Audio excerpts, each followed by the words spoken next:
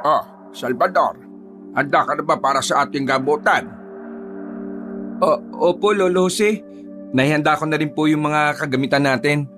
Mga halamang gamot na maaari natin gamitin. Ay, mabuti kung ganon. O tayo na, at baka tanghaliin tayo. Tsak na, marami ang magpapagamot sa atin sa kabilang baryo. Sige po, Lolo. Ako na ang bahala magdala ng mga kagamitan natin. Tumungo sina Lolo Jose at Salvador sa kabilang baryo. Noong naroon na sila, sinimulan agad nila ang kanilang panggagamot. Marami ang nakapila para magbakasakaling malunasan ang kanilang mga karamdaman. At ang bawat isa sa mga pasyente ay may mga malalang sakit na espiritual. Salvador, akin na nga yung mga kagamitan sa pagtatawas. Ito na po, Lolo. Ako na po maglalagay ng planggana rito. Sandali lang po. Ay, paupuin mo na rito sa upuan yung unang pasyente, ha? Sige po, Lolo. Tatawagin ko na po. Tinawag ni Salvador ang naunang pasyente na nakapila. Pagkaupo pa lang ng pasyente, nangisay ito at nagsimulang manlisik ang kanyang mga mata. Alam agad na matanda na sinasapian yon, kaya hindi na siya gumamit pa ng tawas. Umusal na lang si Lolo Jose ng orasyon para matawag ang elementong nakasapi sa kanya. Sino ka? Anong dahilan mo para sapian nito? Sagat! Ayaw po magsalita ah. Sige, tingnan natin kung ano magagawa mo. Sige, Salvador. Subukan mong ipitan ng dignum anghang ang daliri ng taong ito. Tingnan lang natin kung hindi manggalaiti ang elementong nasa loob ng katawan niya. Ito na po, Lolo Jose. Ngayon, sabi mo sa amin kung sino ka at kung ano ang pakay mo sa taong ito. Ayaw mo pa rin magsalita ah. Anong gagawin natin ngayon dito, Lolo? Alam mo na kung anong manararapat dyan. Sunugin ang elementong yan at nang hindi na makapanakit pa ng iba. Diyos ng anihan. Diyos na pumupugot ng ulo ng ibang Diyos na kinatatakutan ni Lucifer. Puksayin ang masamang elemento dito. Puksayin ang masamang elementong ito. Umihip ng isang beses si Salvador sa kanyang daliri. Nagsimula nang magwala ang pasyente. Nagmakaawa siyang huwag gagawin kung anumang binabalak ni Salvador sa kanya. Ngunit hindi siya pinakinggan ng alalay ni Lolo Jose. Inilapat ni Salvador ang kanyang daliri sa leeg ng pasyente at ginilitan siya hanggang sa tuluyang maging kalmado. Magaling, Salvador. Ngayon, iligtas na natin ang pasyente at hindi na rin siya kailanman gagambalay ng elementong ito. At hindi na rin siya kailanman gagambalay ng elementong yon. Nararapat lang sa masamang nilalang ang kamatayan, Lolo Jose. Hindi po natin sila kailangang kawaan. Tama ka. Ay sige na. Painumin mo na siya ng tubig at alalayang makabalik sa upuan niya. Opo, Lolo Jose. Sino ang susunod? Inihatid ni Salvador ang pasyente sa kanyang upuan. Inalalayan na rin ng binata ang isa pang pasyente para makaupo sa upuang katapat ng albularyo. Akmang sisimulan na sana ni Lolo siyang panggagamot sa ikalawang pasyente nila nang may isang pasyenteng nawala. Kahit na bata lang siya, malakas siya at hindi kayang pigilan ng dalawang tao. Salvador, siya ang unahin mo. Baka kung ano na nangyayari dyan. Sige po. Mga kapatid, tulungan niyo ako. At nang maiupo natin yan dito. Pasensya na. Kahit na ikaw sana ang susunod sa pila kailangan natin siyang unahin ha. Sige na, Salvador. Malamang kung hindi isang demonyong nakasapi dyan baka isang aswang ang gumagambala sa kanya. Tulong naman oh. Sige, akayin natin para makaupo siya sa upuan. Pagkaupo ng pasyente, tumawa ito ng malakas. Nagsimula na rin itong umangil at animoy mabangis na hayop. Itinuturo nito ang albularyo habang nagsasalita ng kung ano. Ikaw, Jose! Tagal ko nang gusto na makaharap ka. Darating ang araw at magkikita rin tayo. Sino ka? Ano ang pakay mo sa katawang ito? Lubayan mo siya at huwag mo na siyang gambalain pa. Huwag mo akong utusan. Kukunin ko ang katawang ito sa ayaw at sa gusto mo. Hindi ako papayag. Magkakamatayan muna tayo.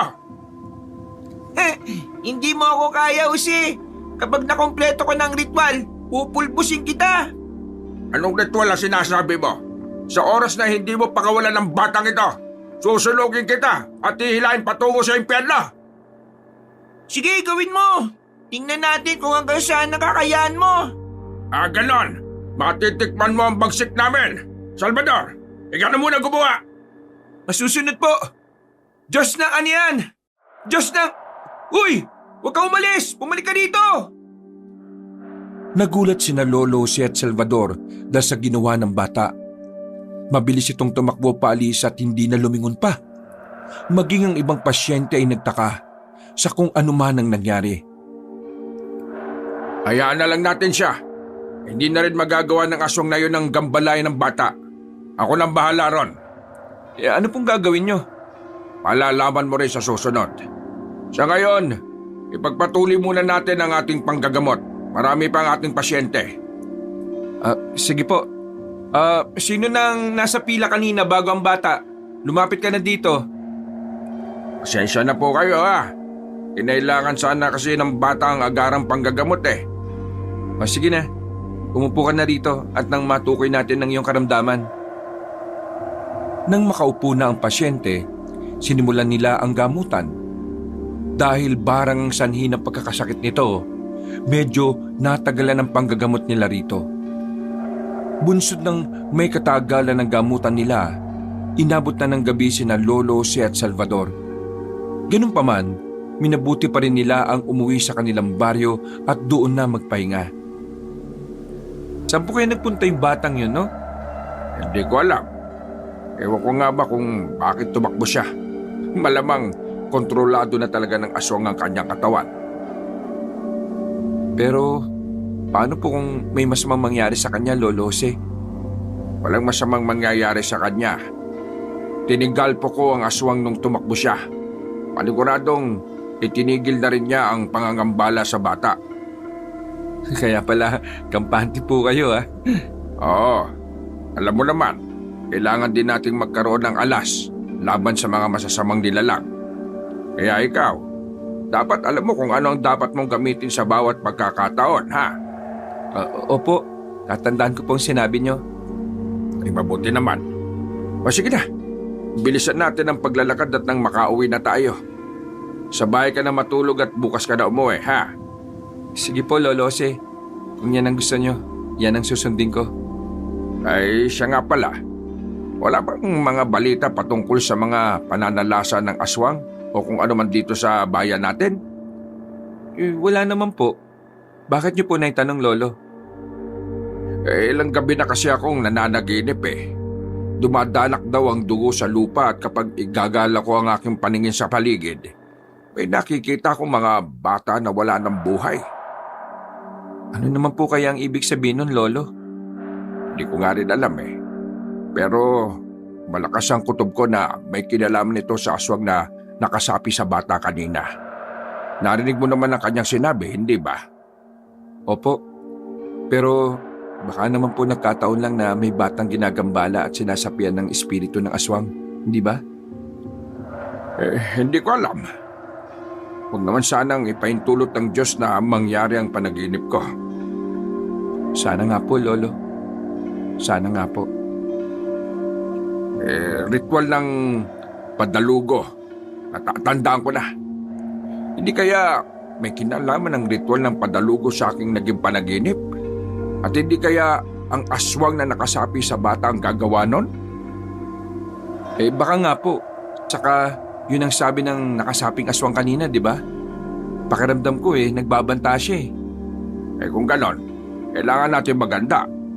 Hindi natin alam kung kailan mananalasa ang mga aswang dito sa kanayunan. Opo. Ngunit ano naman ang gagawin natin kung aatake sila rito sa atin? Ano pa nga ba? Di labanan natin sila. Hindi ako papayag na may masaktan sa ating kababayan dahil lang sa pansarili nilang interes. Dahil sa haba ng kanilang pag-uusap, hindi nila namalayang nakarating na sila sa kanilang baryo. Magpapatuloy na sana sila sa kanilang paglalakad nang biglang natigilan si Lolo Jose. Sandali. May nararamdaman akong ibang presensya sa paligid. Ano po bang ibig niyo sabihin, Lo? May nakaabang sa atin dito. Ihanda mo ang sarili mo. Mukhang mapapalaban tayo Sige po, Lolo Jose. Hinugot nilang dalawa ang kanilang itak at nagpatuloy sa pagbaybay ng daan. Makaraan ng ilang minuto, nakarinig sila ng pag-angil. Sinipat nila ang bandang unahan at nakita nila ang isang malaking aso na nakatayo roon. Nasabi ko na nga ba aswang yan. Ano pong gagawin natin? Patayin na lang kaya natin siya gamit ang orasyon? Wag. Kailangan malaman natin kung anong pakay niya. Kapag lumaban siya, gamitan muna natin ang pisikal na abilidad. Kapag hindi kaya, alam mo na kung anong dapat natin gawin. Sige po, Lolo Jose. Ako na po maunang maglakad at baka biglang sumugod yan O siya, tayo na. Huwag mong ililis sa mga mata mo dyan sa aswang na yan. Ako naman ang magbabantay rito sa likuran. Umusad ang dalawa hanggang sa ilang dipa na lang ang kanilang layo sa aswang. Umangil ang nilalang at mas naging mabalasik ang kanyang muka. Sa isang pagkisap ng mga mata ni na Lolo Jose, umatake siya sa kanilang dalawa. Lolo, ako na pong bahala. Kaya ko na po ito. Hindi, tutulong ako. Kailangan mapatay natin ang aswang na yan. Baka nga ibang inaabangan niya. At nagkataon lang na nandito tayo. Sige po, pero mag-iingat kayo. Oo na. Oh, ayan na siya. Umilag ka, Salvador. Naging mabilis ang pagsugod ng aswang kay Salvador. Agad naman siyang nakaiwas sa pag-atake ng aswang. Kaya dumiretso ang nilalang sa matandang albularyo. Hindi naman natinag si Lolo Jose at nilabanan niya ang aswang gamit ang kanilang itak. Iniisip mo bang hindi kita kaya dahil matanda na ako? Ha? Nagkakamali ka. Ang dapat sa mga kagaya mo, mamatay! Ang galing! Hindi ko akalaing mahusay pala kayo sa pakikipaglaban. Aba, hindi mo lang alam. Ako ang pinakamabagsik na manunugis sa mga aswang noon, nung kabataan ko. Iba ka talaga, Lolo Jose. Ang tindi mo. Ilang beses na nataga ni Lolo Jose ang aswang. Dahil kargado ng dasal ang kanyang itak, mabilis na humina ang nilalang hanggang sa tuluyan na itong nabuwal sa lupa. Agad ding nilapitan ni Salvador ang aswang at inabangan ang muling pagtayo nito. Tuluyan mo na ang aswang na yan, Salvador. Kapag hinayaan natin siyang mabuhay, ay gaganti pa yan. Pero kawawa naman siya, Lolo. Huwag kang maawa dyan. Kung pababayaan natin siya, tiyak na tayo ang magiging kawawa. Sige na, pukutan mo ng ulang aswang. Ayoko po. Kayo na lang, Lolo Jose. Ay nako, hindi pa nga talaga buo ang loob mo. O sige na, ako nang gagawa. Pupugutan na sana ni Lolo Jose ang aswang, ngunit gumalaw ang nilalang at sinubukan pa niyang tumayo. Naging alerto naman si Salvador at agad na sinipa sa tiyan ng aswang. Naging rason ito para mabuwal ulit siya. Susubukan mo pang manlaban, ha? Pupugutan na kita ng ulo. Walang karapatan ng mga kagaya mo na mabuhay rito. Sige na po, baka manlaban ulit yan. Nga pala, ay teka, atulang ko nito na kamatayan. Iniangat ni Lolo Jose ang kamay niya na may hawak na itak saka walang pagdadalawang isip na tinaga sa leeg ng aswang. Inundayan niya ito ng pagtaga hanggang sa tuluyang humiwalay ang ulo ng nilalang sa kanyang katawan. Iba ka talaga, Lolo Jose. Alain mo yon? Dati ka rin palang berdugo ng mga aswang. Abay, oo naman. Kaya walang palag sa akin ng mga yan Madali silang talunin. Ang kailangan mo lang, lakas ng loob. Pasensya na po, Lolo, May daga pa kasi ako sa dibdib kapag sa usaping patayan Ayos lang kung paggilit ng espiritu pero kung katawan na mismo ng buhay na nilalang, hindi ko pa kaya Wag mo nang intindihin pa yan, Salvador. Masasanay ka rin. Kanyan talaga sa umpisa. Sana nga po, Lolo Jose. Gusto ko rin po kasing maging katulad ninyo. Gusto kong maging manunugis din ng aswang at tumulong sa mga tao. Darating ka rin dyan, Salvador. Huwag mong pangunahan ng tadhana. Ang lahat ng pangyayari at mangyayari sa atin nakaguhit na sa mga bituin. Parehong napatingala sina Lolo Jose at Salvador. Napatingin sila sa mga bituin. Dahil sa kanilang ginawa, napagtanto nilang kailangan na pala nilang makauwi. Bunsod nito, nagsimula silang maglakad at iniwan na roon ang bangkay ng aswang. Lolo Jose, paano kung matuklasan ng ibang aswang ang ginawa natin? Baka hanapin nila tayo at patayin. Huwag ka matakot. Maganda na lang tayo. Hindi naman nila tayo kaya di ba? Sa bagay, alam ko naman na hindi niyo ako pababayaan. Ayoko naman. Sa lahat ng aking estudyante, ikaw ang pinakapaborito ko. Paano po? Ako lang naman po ang estudyante niyo hindi po ba? Oo nga pala. Ay nako, iba na talaga kapag tumatanda. Nagiging malilimutin na. Basta, gusto kong dumating ang araw, magiging isa kang mahusay na albularyo. At mapapantayan ko na ang kakayahan ninyo. Mali. Mahihigitan mo pa ako. Panatiliin mo na lamang na nakaapak ang iyong mga paa sa lupa, ha? Pagpapakumbaba ang isa sa pinaka-importante sa lahat. Opo, Lolo Jose. Maraming salamat po sa lahat. Ay, walang anuman, Salvador. Noong makarating na sila sa bahay ni Lolo Jose, naglatag na agad sila ng banig. Bago sila tuluyang magpahinga, umusal muna sila ng pambakod sa kanilang sarili para hindi sila magawang atakihin ng mga masasamang nilalang kapag sila'y tulog na. Kinaumagahan, maaga silang nabulabog dahil sa mga ingay sa labas ng bahay ni Lolo Jose. Sino kayong gumagawa ng ingay na yan, Salvador? Tingnan mo nga. Sandali lang po at sisilipin ko sa bintana. Sige, bumalik ka kagad dito ha. Mukhang maraming tao Teka po at aalamin ko. Ano, may mga tao nga dyan? Parang mga may problema sila. Ano kaya nangyari? Halika, harapin natin sila. Sige po, mauna na kayo at sa likuran lang ninyo ako. Bumaba sa bahay si Lolo Jose at Salvador. Noong naroon na sila, lumapit agad sa kanila ang mga tao. Napag-alaman ng dalawa na ang pumunta roon ay ang kamag-anak ng batang binulabog ng aswang. Hindi kasi nakauwi ang bata magmula noong tumakbo ito palayo. Huwag kayo mag-alala. Hanapin natin siya. Hindi naman siya siguro nakakalayo rito. Oo nga po, pangako po, ako mismo maghanap sa bata. At kapag nakita ko, ipagbibigay alam ko po kagad sa inyo. Sige na, umuwi na kayo at subukan ninyo ring hanapin sa paligid. Baka nandyan lang yan sa tabi-tabi. Oo nga po mga kasama, puntahan na rin ninyo yung mga kaibigan niya. Baka kasi nawili lang yun sa pakikipaglaro. Sumang-ayon ng mga tao sa itinuran nilang dalawa. Nagpasalamat sila kina Lolo Jose at nagpasyang umalis para bumalik sa kanilang baryo. Tinanaw na lang sila ng dalawa habang papalayo. Salvador, subukan mo hanapin ang bata, ha? Mas maigi kung tulungan natin sila. Huwag na po kayong tumulong, Lolo Jose. Ako na pong bahala. Diyos ko, huwag na ba sanang mangyari ang masamang kutob ko? Ano po bang ibig niyo sabihin? Malakas kasi ang hinala kong tuluyan na siyang kinuha ng mga aswang. Diyos ko, kailangan kong gumalaw kagad ng mahanap siya. Malamang konektado rin po ito sa naging panaginip niyo.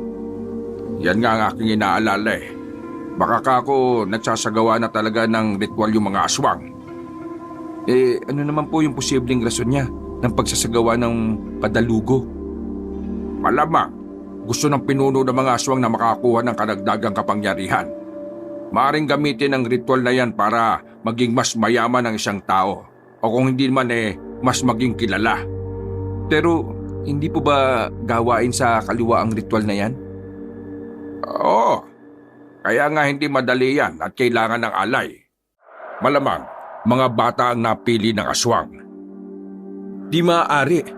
Kailangan natin mapigilan ng pinuno ng mga aswang. Teka, saan kaya naglulungga ang mga nilalang na yan? Alam ko kung saan. Pero bago tayo gumalaw, hanapin muna natin yung batang nawawala. Sana makita mo at nang hindi na lumala pa ang sitwasyon. Opo, Lolo Jose. Ngayon din mismo. Aalis ako para hagilapin ang bata. Pumasok ulit silang dalawa sa bahay ng albularyo. Nang naroon na sila, inihanda ni Salvador ang kanyang kagamitan. Habang nililigpit niya ang kanyang mga gamit, Mag-iingat ka, Salvador, ha? Kung may problema, bumalik ka kagad dito sa bahay. "Opo, Lolo Jose, babalik din ako kagad rito sa susunod na araw." Mabuti kung ganon. Sige na, patnubayan ka nawa ng Diyos sa iyong pag-alis. "Salamat po, Lolo Jose. Sige po, mauna na po ako." Sige, ingat. Huwag mo rin kalilimutan ng mga itinuro ko sa iyo, ha? "Opo." Nang makababa si Salvador sa bahay ni Lolo Jose, tinanaw na lang siya ng matanda. Hindi rin naiwasan ni Lolo Jose ang makaramdam ng kakaiba habang pinagmamasdan ng kanyang estudyante. Pakiramdam niya, may masamang mangyayari. Kaya nagdasal siya ng taimtim para gabayan si Salvador ng mga espiritu at maging ng kanilang mga kaibigang elemento. Dahil mag-isa na lang siya sa kanilang bahay, minabuti ni Lolo Jose na abalahin ng kanyang sarili sa pag-asikaso ng mga tanim niyang gulay. Nasa kalagitnaan siya ng pagbubunot ng damo nang makarinig siya ng yabag na papalapit sa kanya. Magandang araw po. Ako nga pala si Locusta. Oy, magandang araw naman. Ano ang sadya natin? Maaari bang makaingin ng tubig na inumin? Nauuhaw kasi ako eh. Pwede ba? Ay, oo naman. Para yun lang eh. Halika sa loob ng bahay. Baka nagugutom ka rin. May nilagang kamote pa ako ron. Dito na lamang ako. Maghihintay na lang ako dito. Pasensya na't uhaw kasi ako eh. Ay, siya sige. Dumito ka lang at kukuha ako ng tubig saka nilagang kamote. Maraming salamat. Nang makapasok si Lolo Jose sa kusina, agad siyang kumuha ng tubig sa kanilagang kamote. Sinubukan pa niyang silipin ang ali sa labas at nang makita niyang lumilinga-linga sa paligid, kinutuban siya sa hindi malamang dahilan. Ganun pa man, nagpasya siyang maglakad palabas para ibigay sa ali ang tubig at nilagang kamote. Salamat. Kahit papano mapapawi rin ang gutom at uhaw na nararamdaman ko. Ay, siya nga pala. Nakita na ba tayo? Saan ka pala nakatira? Hindi pa. Bakit niyo naman naitanong sa akin yan? Wala. Para kasing nakita na kita eh. Sige na. Ubusin mo muna yung kamote at inumin mo na yung tubig. Ang sarap nito ah. Teka, mag-isa ka lang ba rito? Oo. Wala ba kayong asawa at mga anak?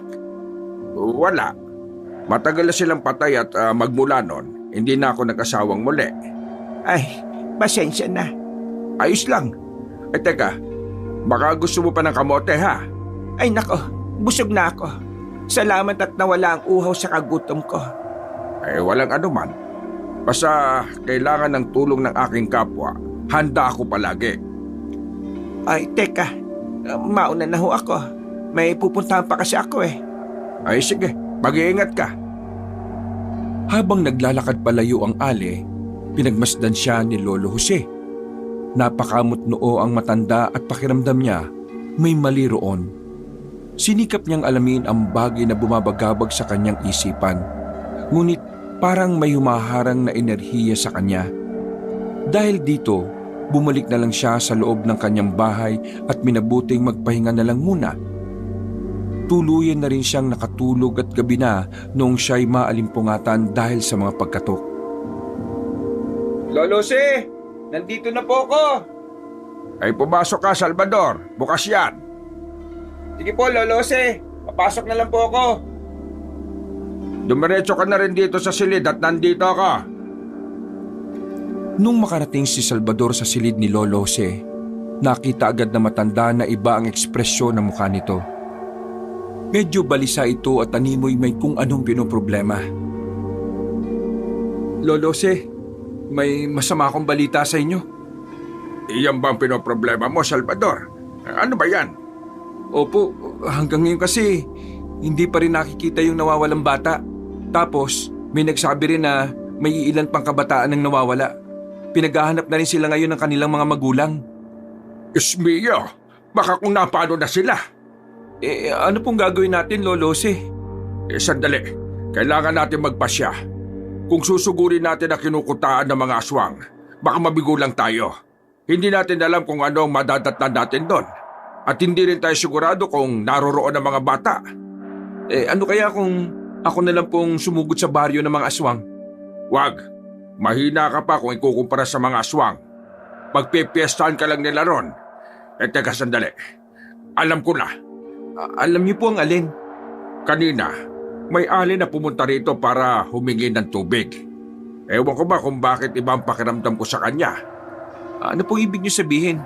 Pinapasok niyo po ba sa bahay niyo? Yun nga eh. Hindi siya pumasok at parang hindi mapakali. Alam mo naman kung anong nakalibing sa ilalim ng hagdan ko, hindi ba? Oo naman po. Putol na karayom. Kaya nga, Salvador, malakas ang kutob ko na aswang ang aling yon. Sigurado po ba kayo, Lolo? Oo.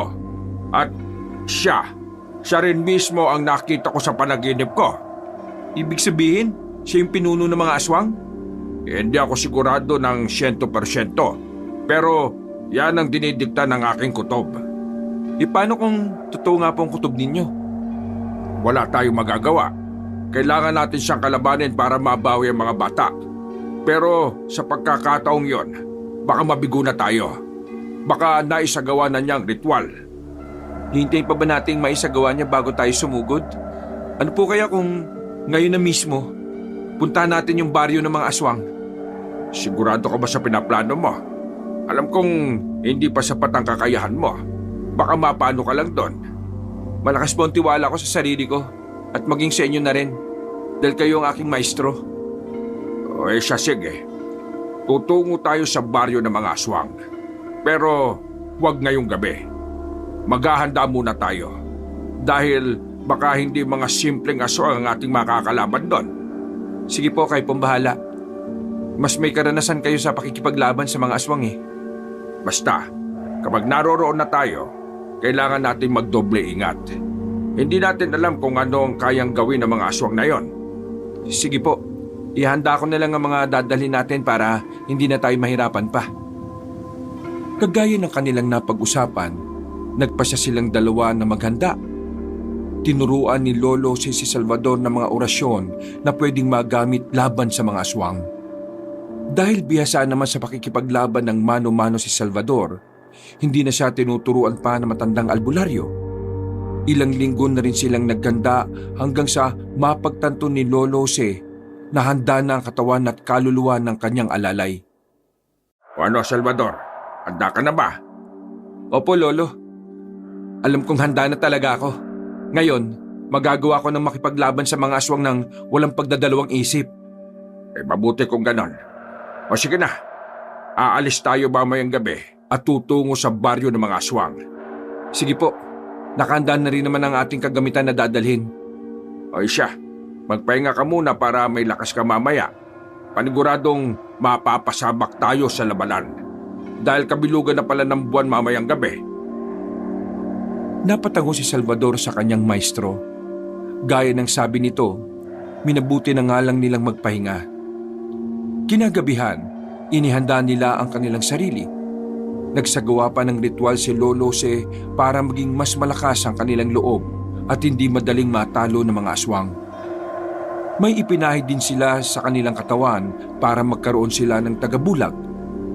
O yan, kahit papano hindi na tayo madaling makikita ng mga aswang na nasa ating daraanan. Panandalian lang ito, kaya kailangan natin bilisan ng paglalakad. Maraming salamat, Lolo Jose. Tayo na po. Handaan na rin ako. Handaan na rin kasi ako. O siya, dalhin mo na ang mga gagamitin natin panlaban sa mga aswang. Ay siya nga pala, ako na magdadala ng aking buntot ng pagi. Sa iyo na yung itak. Sige po, ako na pong bahala rito. Nang tuluyan na nilang maihanda ang kanilang sarili, nagpasya na silang dalawa na umalis. Kampante silang walang haharang sa kanilang daraanan dahil nakapagpahid sila ng langis na may sabulag. Bilisan na lang natin ang ating paglalakad. Kailangang hindi tayo abutan ng hating gabi sa daan. Tsak na ngayon isasagawa ng pinuno ng mga aswang ang ritual ng padalugo. Kaya nga po, Lolo Jose, kabilugan pa naman ang buwan ngayon. Yan ang rason kung bakit tayo naghanda ng gusto. mas malakas sa mga aswang sa panahon na ito. Ramdam ko pong kaya nating silang gapiin. Matatalo natin ang mga yan. Sana nga, gabayan nawa tayo ng Diyos. Habang binabaybay nila ang daanan patungo sa liblib na baryo kung saan nakatira ang mga aswang, naging maingat sila. May mangilang-ilang nilalang silang nararamdaman, pero isinuwalang bahala nila ito. Alam nila sa kanilang sarili na gumagana na ang kanilang sabulag, kaya kampante silang naglakad. Habang naglalakad patungo sa baryo ng mga aswang, sa hindi maalamang dahilan, biglang nagkaroon ng pangitain si Lolo Jose patungkol sa kanyang alalay. Salvador, mas maigi siguro kung ako na lang muna ang pupunta sa baryo ng mga aswang. Po? Bakit naman po? Hindi ko alam kung tama ang aking kutob at nararamdaman. Pero nakikita ko sa iyo ang signos ng mga planeta. Signos po ng mga planeta? Hindi ba't may mga pangontra dyan? Oo, Salvador. Marami pero huli na ang lahat. Hindi nagkakamali ang aking pangitain. Kung ganun po, ano po mas maiging gawin natin? Wala akong ibang may papayo sa iyo kung hindi ang umuwi at sunugin ang iyong damit. Hanggat nasa labas ka, mangyayari talaga ang aking pangitain sa iyo. Pero paano po kayo? Baka hindi nyo kayanin ng mga aswang. Huwag mo akong alalahanin. Ang importante sa ngayon ay ang kaligtasan mo. Hindi. Hindi ko kayo iiwan, Lolo. Papatunayan ko pong karapat-dapat ako magmana ng mga aral ninyo. Sige, yan ang pasya mo. Ikaw ang masusunod. Pero binalaan na kita, ha? Opo, Lolo. Kaya ko naman pong pangalagaan ang sarili ko eh. Alam kong hindi ako pababayaan ng Diyos. Ay basta, mag-iingat ka. Huwag mong hayaang maisahan ka ng mga aswang. Sige po, Lolo. Mas lalo pa nilang binilisan ang kanilang paglalakad. Noong lumaon, nakarating sila sa baryong kinukutaan ng mga aswang. Iginala nila ang kanilang paningin doon, pero wala silang nakitang mga kabahayan. Lolo Jose, walang mga kabahayan dito ha. Sigurado po ba kayong ito ang baryo ng mga aswang? O naman. Pero bakit nga ba? Baka kung sa bandang gitna o dulo pa ng baryong ito, yung mga kabahayan. Sige po, maglakad na lang po tayo patungo sa bahaging yon. Baka naroon nga po yung hinahanap natin. Sige, pero kailangang alerto tayo sa paligid. Baka sa hindi natin malaman wala nang bisa ang ating sabulag. Ayun, may mga kabayan sa bahaging yon. Mukhang yan na yung ating hinahanap. Sige, mag-ingat ka. Kailangan hindi tayo makita ng mga aswang. Mabubulilyaso ang ating plano kung nagkataon. Lumapit sila sa kabahayang yon at napagtanto nilang dalawa na may ginaganap ng piging doon. Abala ang lahat ng naroroon at ang bawat isa merong nakatokang gawain. Abala sila. Mas madali sa atin ang makapasok ngayon. Sige po, kailangan magawa nating iligtas sa mga bata kung talagang bihag sila ng mga aswang. Oo, ang mahalaga, una nating mailigtas sa mga bata at mapaalis sa baryong ito. Baka pati sila madamay sa pangyayari. Ano po kaya kung maghiwalay muna tayo? Wag. Baka mangyari sa iyo yung naging pangitain ko. Hindi kasi madaling mawala ang signos ng mga planeta, Salvador. Pero kailangan po makita agad natin ng mga bata bago pa man mag-alas 12 ng gabi. Matagal pa naman ang hating gabi. Kailangan din natin isaisip ang kaligtasan mo. Sige na po, payagan niyo na po ako. Para rin naman to sa mga bata eh. Baka kung ano pa yung mangyari sa kanila kapag maabutan sila ng alas 12. Sige na, basta mag-iingat ka ha.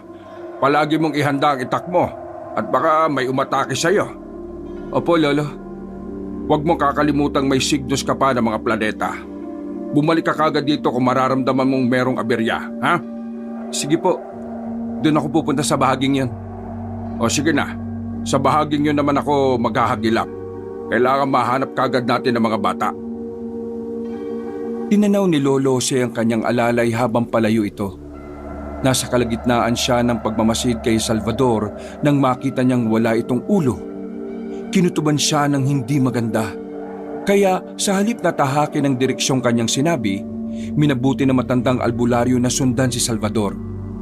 Habang naglalakad, lumalakas din ang kabog ng kanyang dibdib. Nagpasya na lang si Lolo Jose na maglakad ng mas mabilis hanggang sa tuluyan na niyang maabutan si Salvador. Salvador, hintayin mo ako. Huwag ka munang tumuloy. Po? Bakit po, Lolo? Nakita kitang walang ulo. Mas maigi kung umuwi ka na lang at sunugin ang damit mo. Nandito nga ako para tulungan kayo, hindi ba? Bakit niyo ako pinapauwi? Ha? Anong sabi mo? Pakiulit nga. Nandito nga ako para tulungan kayo, hindi ba? Bakit niyo ako pinapauwi? Ha? Anong sabi mo? Pakiulit nga. Ang sabi ko, nandito ako para tulungan kayo, tanda. Napalunok ng kanyang laway si Lolo Jose. Napansin niyang may mali kay Salvador, kaya hindi na niya nagawang kalabitin ito. Magsasalita pa sana ulit siya nang unti-unting humarap sa kanya ang kanyang alalay. Napahakbang ito ng ilang beses nang malaman niyang hindi si Salvador ang nasa harapan niya. Nagbabaga ang mga mata nito at naglalaway. Aba, ikaw si Salvador? Hindi nga, inakala mo ba talaga na siya ang sinusundan mo? Hayop kang aswang ka! Nasaan na siya? Hindi ko alam. Nandito lang ako para patayin ka at pigilan sa ninanais mo. Inihanda ni Lolo Jose ang hawak niyang buntot ng pagi. Nakita kasi niyang mas naging mabalasik ang mukha ng kanyang kaharap. Sa isang pagkisap ng mga mata ni Lolo Jose, sinugod siya ng aswang. Agad namang umusal ang matandang albularyo saka umihip sa hawak niyang buntot ng pagi. Bago pa man tuluyang makalapit ang aswang, buong lakas siyang nilatigo ni Lolo Jose. Napaungo lang nilalang at nang aatake pa sana ulit ito, umusal ng isa pang orasyon ng matanda sabay hambalos dito. Nabuwal lang nilalang at bago pa ito tuluyang mamatay, nag-iba ang kanyang anyo. Napagtanto ni Lolo Jose na hindi nga siya si Salvador, kaya hinanap niya ang kanyang alalay. Namulagat na lang ang kanyang mga mata nang makita niya si Salvador. Nang ilang dipa na lang ang layo nito, may sumugod na 4 na aswang kay Salvador. Umaligid ang mga ito sa kanya, kaya sinubukang agawin ni Lolo Jose ang kanilang pansin. Ako ang harapin niyo at huwag niyang estudyante ko! Lolo Jose, akala ko po'y Sinundan kita rito dahil nakita ko kanina na wala kang ulo. Paniguradong mangyayari na kung ano man ang kapalarang nakaamba sa'yo. Kung gayon, mamamatay akong lumalaban, Lolo. Hindi ka mamamatay. May liligtas kita. Mag-ingat ka lang at tatagan mo ang loob mo. Bahala na, basta hindi kita iiwan dito, Lolo. Dito lang ako para tulungan ka. Napaangil ang mga aswang at ang dalawa sa kanila ay sumugod kay Lolo Jose. Umatake naman ang natitirang dalawa kay Salvador. Napailing na lang ang matanda at agad na iwinasiwas ang kanyang hawak na buntot ng pagi. Lumundag ang isang aswang sa kanya upang sana'y sunggaban siya. Ngunit bago pa man magawa ng aswang ang kung anumang gusto nito, hinambalos na niya ito ng hawak niyang buntot ng pagi. Dahil sa orasyong naikarga roon, tumilapon ng aswang at nangisay sa bandang unahan. Nakita naman ng isa pang aswang ang nangyari sa kanyang kasama at dahil sa galit nito, pagkapang siyang umatake kay Lolo Jose. Lolo Jose, mag-iingat kayo! Ako nang bahala nito. Itutulad ko ito sa kanyang kasama. Walang diyang mga aswang to ah. Lolo, tulong! Sandali, tatapusin ko lang ang isang to. Nagpambuno sila Lolo Jose at ang aswang. Kahit pa na matanda na ang albularyo, hindi siya nagpatalo sa aswang. Nagganap siya ng pagkakataon hanggang sa magawa niyang latiguhin ito.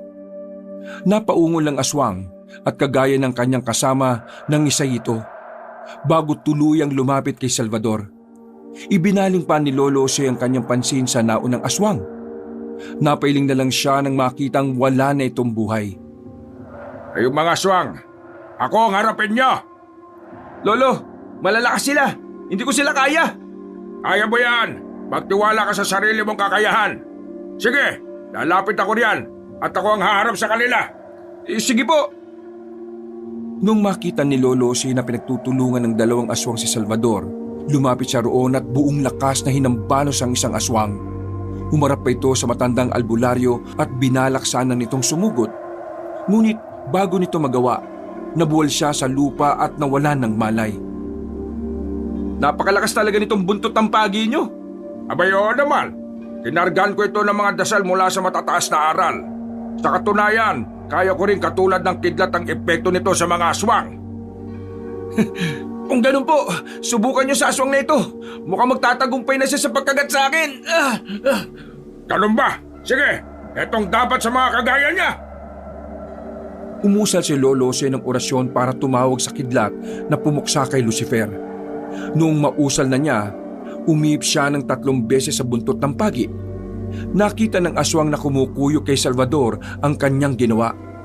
Kaya lumundag ito para sugurin siya. Napangisi naman si Lolo Jose at walang awang nilatigo ang aswang. Napaungol yun at nanginig hanggang sa tuluyang sumabog. Maraming salamat, Lolo Jose. Siguro, kung wala ka nagtagumpay ang mga aswang na yun sa kanilang binabalak. Huwag mong intindihin yon. Ang importante, makita natin ang mga bata. Tama ang panaginip ko. Itong lugar na ito mismo ang nakita ko. At ramdam ko na rin may mga batang dinukot dito. Ang ipinagtataka ko lang ay kung bakit wala naman akong naririnig na ingay nila. Hindi kaya pinatay na sila ng mga aswang? Dugo lang naman ang kailangan ng pinuno ng mga aswang, di ba? Oo. Teka. Subukan kaya nating tumungo ron. May nararamdaman akong enerhiya sa bahaging yun Baka mahanap natin sila. Sige po, Lolo. Pero kung nagkataong mali tayo, ano ang gagawin natin? Aalis na ba tayo? Hindi. Uubusin natin ang mga aswang dito. Kailangan bukas, wala nang magiging rason ng mga tao para matakot tuwing gabi. Nagpatuloy sila sa kanilang paglalakad. Habang nagmamatsyag sa kanilang paligid, inihanda na lang nila ang kanilang mga armas na panlaban sa mga aswang. Nasa kalagitnaan na sila ng kanilang paglalakad nang makarinig sila ng iyak ng mga bata. Sinasabi ko na nga ba nandirito ang mga bata. Mukhang dun po nanggagaling ang ingay. Dun po tayo pumunta. Sige, maging alert ko lamang. Paniguradong alam na nilang nandito tayo. Masusunod po. Kailangang hindi tayo mahuli ng mga yan. Sa bandang unahan, may naaninag akong gumagalaw. Paniguradong mga aswang ang mga yan. Sandali, mauna ako maglakad at titingnan ko kung talagang mga aswang sila. Mas binilisan ni Salvador ang kanyang paglalakad. Si Lolo Jose naman nanatiling nakasunod sa likuran nito. Nasa kalagitnaan na sila ng kanilang paglalakad nang sa hindi inaasahan may lumapag sa kanilang likuran. Agad na napalingon ng matandang albularyo at nabahala siya noong makita ang 8 aswang na nakatayo roon at nakamasid sa kanila. Salvador, hanapin mo kung saan naroroon ang mga bata. Ako nang bahalang humarap sa mga aswang na yan. Sigurado po kayo? Oo, bilisan mo lang at mag-iingat ka. Mukhang nagkalat na ang mga aswang dito sa paligid. Pero akala ko meron silang piging. Hindi ko nga rin alam kung bakit naririto ang iilan sa kanila. Malamang, naghahanda na rin ang iba sa kanila para sa pagdating ng 12:00. Kailangang hindi matuloy ang anumang nais gawin ng pinuno ng mga aswang. Susubukan ko pong pigilan yun kapag nakita ko siya. Sige, basta palagi mong uunahin ang kaligtasan mo, ha? Kapag natapos ang lahat ng ito, hahanapin natin ang paraan kung paano makontra ang signos ng planeta sa iyo. Sige po, maraming salamat po. Nagmadaling naglakad si Salvador. Nang makalayo na ito kay Lolo Jose, itinuon naman na matanda ang kanyang pansin sa mga aswang. May isa pa sanang hahabol sa kanyang alalay pero nilatigo niya ito ng kanyang buntot ng pagi. Napaungol naman ng naturang nilalang at nabuwal sa lupa sa kanang isay. Nakita ng ibang aswang ang nangyari, kaya napaangil sila. Napangisi naman si Lolo Jose nang makita niyang nanggagalaiti ang mga yon. Sa isang pagkisap ng mga mata niya, sumugod ang mga aswang ng sabay. Dahil dito, muli niyang inusal ang orasyon ng panawag sa kidlat, saka inihip yon sa buntot ng pagi. Ang bawat aswang na lumapit sa kanya'y walang pagdadalawang isip niyang hinahambalos. Dahil kargado na mataas na uri ng orasyon ang hawak niya, tumilapon ang mga nilalang at sumabog ang kanilang katawan. Nasa ganoong sitwasyon siya nang makita niya ang isang aswang na nanatiling nakatayo. Sinipat ito ng albularyo at nawari niya kung sino yun. Hindi ba't ikaw yung aling lumapit sa akin para humingi ng tubig? Oo, hindi ko rin nakalaing dito pa tayo magkikitang muli. Tama ang aking hinala. Isa ka ngang albularyo. Hindi ko rin nakalaing isa kang aswang. Ano ngayon kung aswang ako? Nandito ka sa aming lugar. Kaya ang dapat sa'yo ay mamatay. Kayo ang dapat na mamatay. Ang lakas ng loob mong pumunta sa baryo namin. Anong ginawa mo roon? Naghanap na magiging biktima? Wala ka na ron. Kung ano man ang pakay ko, ay wala ka ng pakialam. May pakialam ako dahil ka na yung kong binibiktima ninyo. At kung hindi ako nagkakamali, ikaw ang pinuno ng mga aswang dito. Pinuno? Paano mo naman nasabi? Nahihibang ka na ba? Alam kong ikaw, ilang beses na kitang nakita sa aking panaginip. Kaya humanda ka sa akin. Ikaw ang kailangang humanda. Hindi mo alam kung ano ang kaya kong gawin. Kaya mong gawin?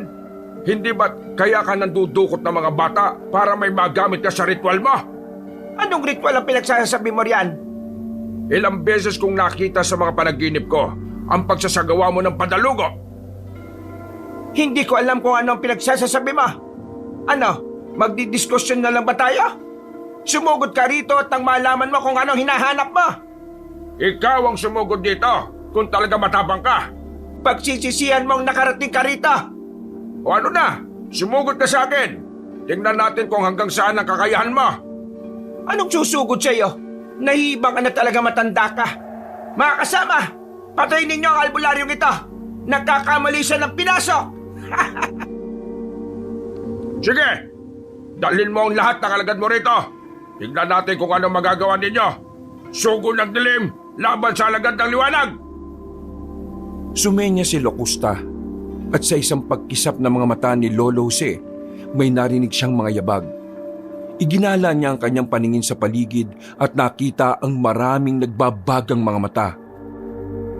Sila ang harapin mo. Kung suswertein ka at makaligtas sa kanila. At saka tayo magtutos na dalawa. Sinisiguro ko sa iyo na magagawa kong ubusin ang mga ito. Isang latigo lang sila sa buntot ng pagi ko. Talaga, tingnan na lang natin. Anong ibig mo sabihin? Hindi sumagot si Locusta. Itinaas nito ang kanyang isang kamay at ilang sandali lang nakarinig si Lolo Jose ng pagaspas ng pakpak. May naaninag siyang lumilipad sa itaas, kaya inihanda na niya ang kanyang sarili. Subalit sa isang pagkisap ng kanyang mga mata, sumugod sa kanya ang aswang na nasa anyong ibon. Lalatiguin na sana niya ito, ngunit bago pa man niya magawa ang kanyang binabalak, dinagit na ng aswang ang kanyang buntot ng pagi. Bumaytaas ang aswang hanggang sa halos hindi na marinig ni Lolo Jose ang pagaspas ng mga pakpak nito. Walang ano-ano, may narinig siyang pagsabog at may nakita siyang mabilis na liwanag na kawangis ng kidlat. Ngayon, magagawa mo pa bang lumaban? Wala ka ng armas. Umaasa ka lang naman siguro sa buntot ng pagi mo. Mautak ka. Pero malas na lang ng kasama mong dumagit sa buntot ng pagi ko. Sumabog siya dahil sa lakas ng enerhiyang nagmumula roon. Wala akong pakialam. Ang mahalaga, wala ka nang magagamit na armas. At malamang, mawawalan na rin ng puwersa ang iyong buntot ng pagi. Diyan ka nagkakamali. Salita ng Diyos ang panlamang ko at maging ang aking pananalig sa Kanya. Ha! Tingnan na lang natin. Mga kasama, kayo na ang bahala sa matandang ito. Malapit ng maghating gabi. Kailangan kong may sagawa ang padalugo. Diyan ka na, tanda! Saan ka pupunta? Huwag kang maging duwag. Jack, na sana'y makaligtas ka sa kanila! Pagkawika ni Locusta, mabilis siyang umalis nang hindi na lumilingon pa kay Lolo Jose. Ninaisa na matandang albularyo na sundan yon, ngunit biglang humakbang ang mga aswang para lumapit sa kanya. Umaligid sila sa kanya at ang bawat isa sa kanila'y humanda sa pag-atake. Ano ba dito nyo? Sumugod na kayo! Huwag mong madali na kamatayan mo, tanda! Wala na akong panlaban sa inyo. Mano-mano ko kayong lalabanan. Nagkakamali ka ng pinuntahang lugar. Bukas, buto na lang ang matitira sa'yo. Kayo ang nagkakamali na inagrabyado. Hindi sana ninyo pinakailaman ng mga bata sa lugar namin. Wala ka nang magagawa. Hindi mo na mapipigilan ang pagkakaroon namin ng lakas. Kapag nagtagumpay ang ritual na pinunong Locusta, mas magiging malakas ang aming angkan. Hindi ako natatakot sa inyo. Kasangga ko ang Diyos sa labang ito. Diyos! Hindi totoo ang Diyos. Kung may totoo man, kaming mga aswang yon. Nasarapan mo na kami, oh! Pagsisisihan mo ang binitiwan mong salita. Kapag nagtagumpay ang padalugo at kinasihan ng mga demonyo si Pinunong Locusta, pupulbusin niya ang lahat ng magiging banta sa hangarin niya. Puro kasatsat. Sumugod na kayo sa akin at nang malaman na natin. Sige, kasama, paulakan natin ang hiling ng matandang ito. Napatawa pa ang ilang aswang. Noon din umatake ang mga aswang. Napakuyom naman ng kanyang kamay si Lolo Jose at inabangan kung sino sa mga nilalang ang mauunang lumapit sa kanya. Huwag kayo magignuwag. Walang laban sa atin ang matandang yan. Tignan na lang natin. Ala, Ali, Pagom, Igudares, Igosum, Santiago, Igosum! Kahit na naman gawin mo, baliwala yan. Tignan natin. Sige, sino mauna sa inyo? Labit! Napatawa ang ilang mga aswang. Humakbang ang dalawa sa mga yon at mabilis na umatake kay Lolo Jose. Hindi naman natinag ang dalawa at walang pagdadalawang isip na sinuntok ang isa sa dibdib. Napaungol siya at nabali ang tadyang nito. Sumugod din ang isa, kaya agad na sinuntok siya na matandang albularyo sa panga. Tumilapon siya sa mga kasama niya, kaya napatras sa mga yon. Ano? Masakit ba ang panuntok ni Santiago de Galicia? Ulang pa yan! Ngayon, sino sa inyo susunod? Ay, kayo nga ba't? Sumugod kayo! Huwag niyang bigyan ng pagkakataon na masuntok kayo niyan! Hali kayo! Maaaring matalo niyo ako sa lakas at liksi. Sinisigurado ko sa inyo na hindi niyo kaya ang karunungang pinanghahawakan ko. Gaya ng inutos ng isang aswang, lumusob ang 4 na aswang sa kinatatayuan ni Lolo Jose. Napangisi naman na matanda at ikinuyom ang kanyang palad. Susuntukin sana niya ang mga aswang, ngunit mabilis ang pagkilos ng mga ito. Nagulat na lang siya noon nang hawakan na siya ng 2 nilalang. Sinubukan naman ng 2 aswang na warakin ang tiyan na matanda. Hindi niyo ako kaya. Pakawalan niyo ako at nang malaman niyo kung anong hinahanap ninyo. Ano na? Warakin na ninyo ang tiyan na matandang yan. At nang matapos na ang problema kita, kailangan tayo ni Pinunong Locusta. Puputi muna ang uwak bago niyo magawa yan. Marami kayo, kaya ang lakas ng loob niyo. Pero, tingnan na lang natin kung saan kayo dadalhin ang tabang ninyo. Sige, wakwakin niyo na ang tiyan yan at lantakan ang mga laman-loob. Napaungol si Lolo Jose dahil sa ginawa ng mga aswang. Subalit dahil sa taglay niyang 7 antas ng kabal, hindi siya nagawang sugatan ng mga aswang. Noong makita ng matandang albularyo na kukuyugin na siya ng ibang mga aswang, nagpasya na siyang umusal ng tigalpo para manginig ang aswang at kabahan sa kanyang presensya. Napangisi na lang siya nang makitang nagsimulang maging balisa ang mga nilalang doon. Umusal siya ng salitang siya lang ang nakakaintindi. Sige, bubuhatin ko kayong 2 at tinatapod. Itong dapat sa inyo. Anong ginawa mo? Bakit nangiginig ang mga kalamnan namin at natatakot kami? Huwag kayo magpapekto sa ginawa niya. Paslagin natin na matandang ito. Simple lang. Tinigalpo ko kayo. Bakit? Gusto ba ninyong tapusin na kagad natin to? Pwede ko namang gawin yon. Sige, subukan mo at nang malaman mo kung ano ang posibleng mangyari sa'yo. Sige, subukan mo. Mastan mo ito. Inangat ni Lolo Jose ang kanyang 2 braso. Mas namulagat ang mga mata ng aswang dahil sa ginawa niya. Hindi nila aakalaing ganoong kalakas ang isang matandang albularyo. Tuluyan siyang kinuyog ng mga aswang. Ngunit ginamit niya ang katawan ng 2 nilalang at ibinagsak ito sa kanila. Nung magawa niya yon, lumundag ang lahat ng aswang na hindi nabagsakan at dinumog nila ito. Naging rason ito para mabuwal si Lolo Jose. Kahit na anong gawin din niya, Hindi niyo ako kaya. Kayong nararapat na ubusin.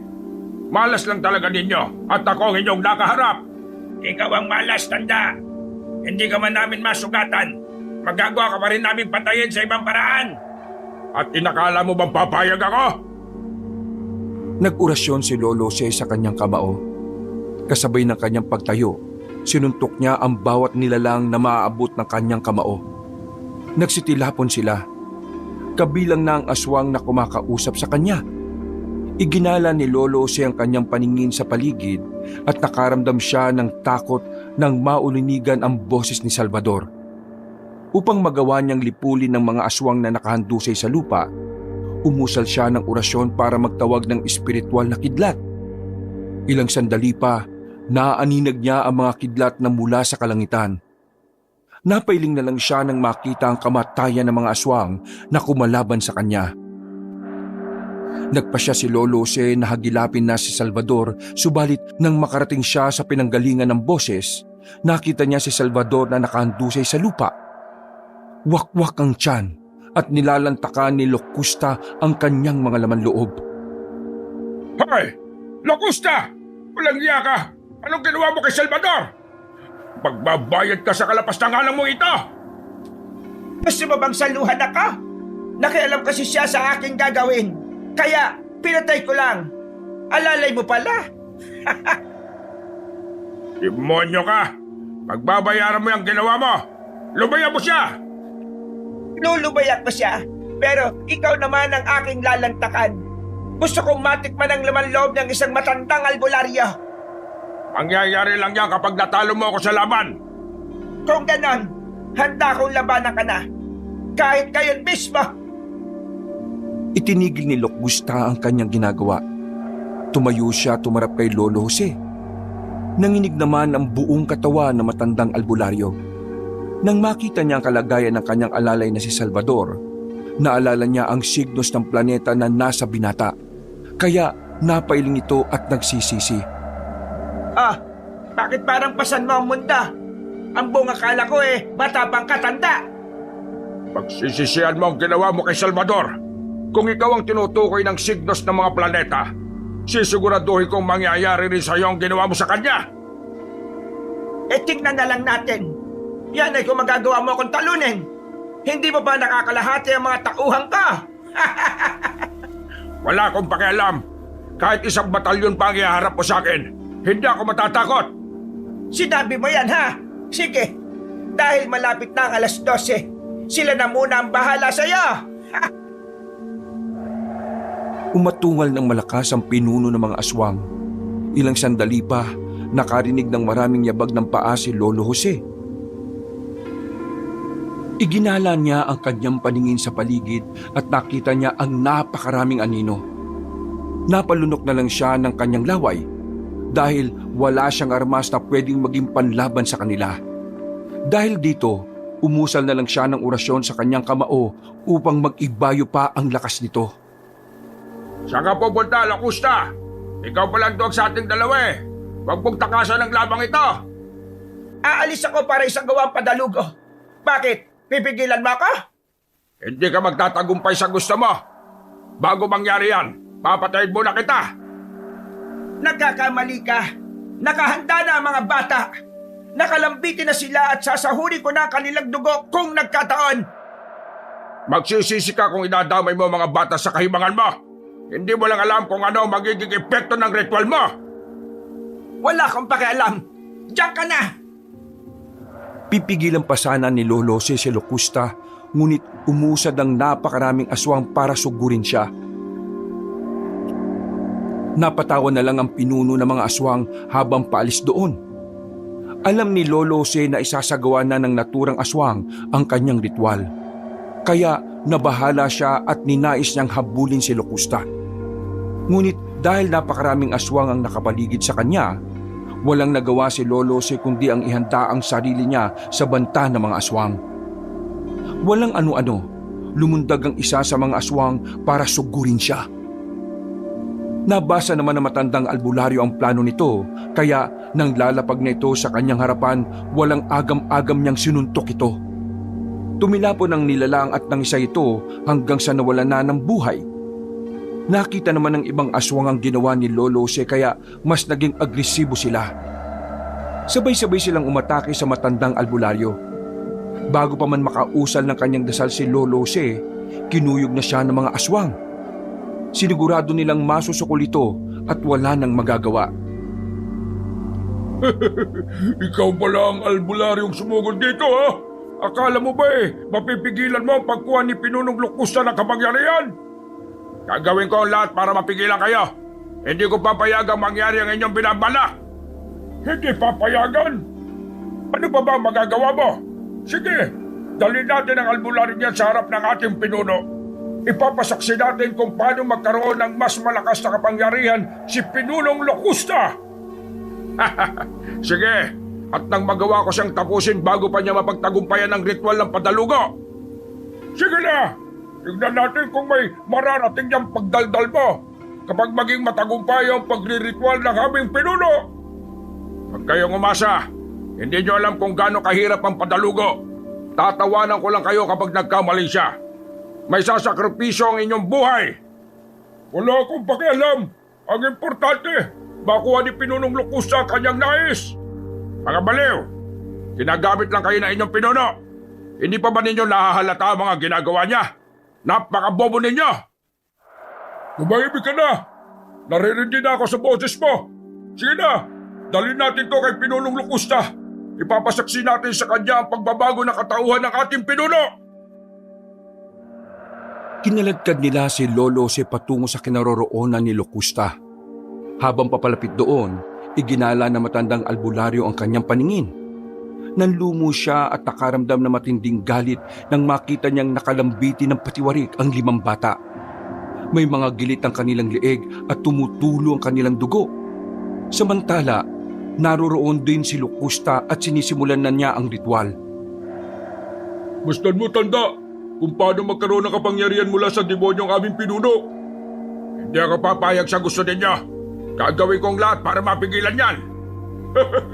Huwag ka nang pumalag. Pagkatapos yan, ikaw ang kanya isusunod. Hindi mangyayari yan. Kahit kailan, hindi mananalo ang dilim sa liwanag. Gagawa ng paraan ng Diyos para malipol kayo.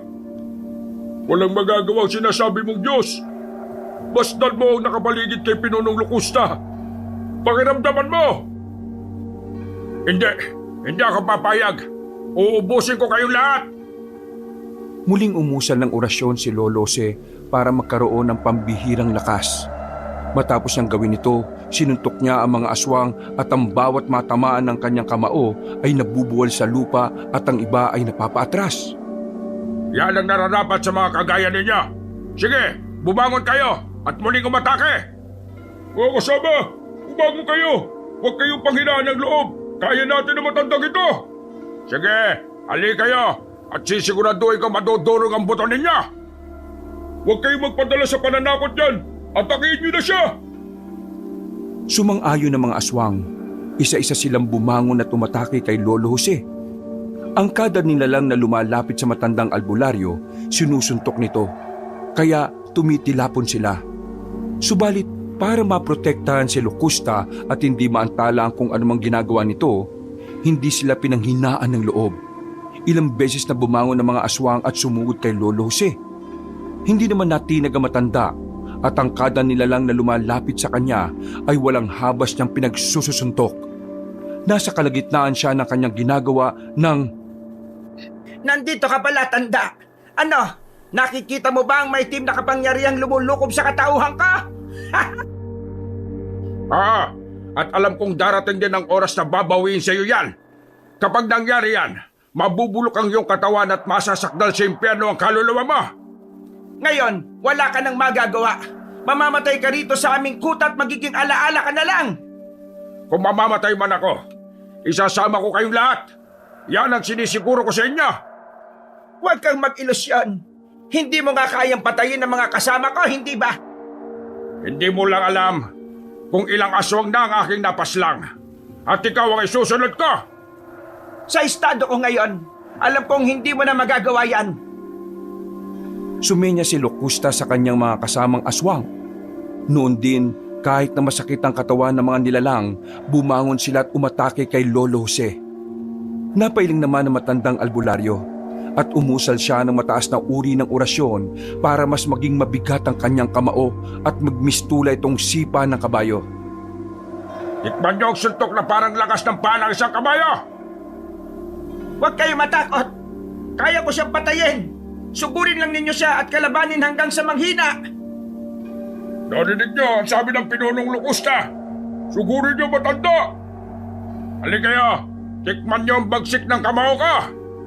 Sige lang. Hindi rin magtatagal at mabubuhol ka rin sa lupa. Magiging pataba ka na rito, tanda. Titiyakin kong hindi mangyayari ang sinasabi mo! Isa-isang sumugod ang mga aswang kay Lolo Jose. Napangiti naman ang matanda at ni katiting na pangamba ay wala siyang nararamdaman. Alam niyang makakaya niya ang lahat ng mga aswang na yun dahil sa kanyang karunungan at kahit pa na wala siyang hawak na armas.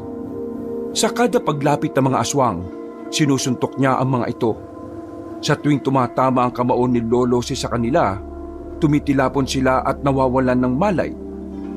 Nang lumaon, naging kakaunti na lang ang aswang na naroroon. Nagkalat ang katawan ng mga ito at halos lahat sa kanila ay walang ulirat. Ang lakas mo pala, matandang albularyo. Hindi ko akalain na sa tanda mong yan kaya mo pang lumaban ng mano-mano. Hindi mo lang alam kung ano pa ang kaya kong gawin. Kaya kitang pugutan ng ulo gamit lang ng aking salita. Hindi ako naniniwala sa iyo. Kung kaya mo yan, hindi mo na sana ako hinayaang mapagtagumpayan ng padalugo. Sana nung una pa lang, pinugutan mo na ako ng ulo. Ngayong nilukob ka na ng husto ng itim na kapangyarihan. Subukan natin kung sino ang mas malakas sa ating dalawa. Gusto mo bang madaliin ang buhay mo? Hindi. Gusto kong puksain ka kagad, Locusta. Hindi ko papayagang may ibang bata ka pang mabiktima. Wala ka nang magagawa. Kung nakikita mo lang ang aura ko, malalaman mong kaya kong pumatay sa isang pitik lang ng aking daliri. Sige, subukan mo sa akin. Umanda si Locusta para sugurin si Lolo Jose. Ang matanda naman, napakuyom ng kanyang kamay at minatyaga ng susunod na gagawin ng pinuno ng mga aswang. Alam niyang hindi magiging madali ang kanilang laban dahil may kapangyarihang itim na si Locusta. Gayunpaman, hindi niya ipinahahalata sa aswang ang kanyang pangamba. Sa isang pagkisap ng mga mata ni Lolo Jose, umatake sa kanya ang aswang. Inilaga naman niya ito at para makaganti, sinuntok niya si Locusta. Nagpatuloy sila sa pagtatagisa ng lakas at liksi. Ngunit wala ni isa sa kanila ang nakakatama. Hindi ko inakalang mas malakas ka pala at mas maliksi kaysa sa aking inaasahan. Ikaw, malakas ka lang dahil sa naging ritual mo. Ginamit mo ang dugo at kaluluwa ng mga inosenteng bata para lang maging malakas. Wala akong pakialam. Kahit kaluluwa mo pa, kaya kong ialay sa demonyo para maging mas makapangyarihan ako. Pagsisisihan mo ang ginawa mong ito. Diyos na ang bahalang humusga sa iyo. Ikaw ang magsisisi dahil nang himasok ka rito. Ha! Hindi ako nasisindak sa iyo, no? Ipinihit ni Lolo Jose ang kanyang katawan. Susuntukin sana niya si Locusta, ngunit bago pa man niya magawa ang kanyang nais, sinakal na siya ng pinuno ng mga aswang. Ibinitin siya nito at mas lalo pang hinigpitan ang pagkakasakal sa kanya. Sinikap naman na matanda ang makawala, ngunit unti-unti siyang nanghina. Subalit nang maalala niya ang ginawa ni Locusta sa kanyang alalay at maging sa mga batang biniktima ng naturang aswang, humugot siya ng kanyang lakas. Sinubukan niyang sipain si Locusta, pero nagawang masalag ng pinuno ng mga aswang ang kanyang paa. Pagkatapos nito, buong lakas siyang ibinalibag ni Locusta at tumilapon siya sa hindi kalayuan. Ang hina mo! Matanda ka na nga! Dapat ka nang magpahinga! Hayop ka! Pagbabayad ka sa akin, hindi mo ako mapapatay ng basta-basta! Kung totoo ang sinasabi mo, sige, bumangon ka! Tapusin na natin ang laban na ito! Sige, kung yan ang gusto mo, pagbibigyan kita! Bangon, tanda! Bangon! Umanda ka sa akin! Gaganti ako sa iyo. Titiyakin ko mamamatay ka na. Pinilit ni Lolo Jose ang bumangon. Nang magawa na niya, mabilis namang tumakbo si Locusta para sugurin siya. Noong ilang metro na lang ang layo niya sa matandang albularyo, lumundag siya para sunggaban si Lolo Jose. Napailing naman ang matandang albularyo at umusal ng orasyon para tigalpuhin si Locusta. Subalit nagulat siya nang hindi man lang tinablan ng kanyang inusal ang pinuno ng mga aswang. Walang ano-ano, lumapag si Locusta sa kanyang harapan. Ramdam na matandang albularyo ang kakaibang lakas ng aswang. Pero hindi siya nabahala rito. Ano kung kinakabahan ka na? Malas mo lang dahil sumugod ka rito. Kahit kailan, hindi ako kakabahan sa iyo. Kaya kong ubusin lahat at inuunti-unti ko na ang mga kalahi mo rito. Ha! Nagkakamali ka. Dahil sa aking bagong kapangyarihan, kaya ko silang buhayin ulit. Bago mo magawa yan, wala ka ng buhay, Locusta. Bakit? Anong inaakala mo? Kaya mo ko? Nagkakamali ka. Ang dapat sa mga kagaya mo, sinasakal hanggang sa mawalan na ng buhay.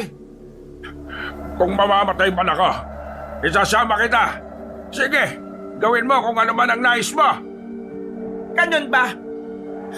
Pagbibigyan kitang matanda ka. Demonyo ka na lang talaga, Locusta. Ang dapat sa iyo ay pugutan ng ulo gamit ang pamugot ng Diyos ng Anihan. Gawin mo at nang malaman natin kung hanggang saan ang kakayahan mo. Diyos ng Anihan! Diyos na pumupugot ng ulo ng ibang Diyos!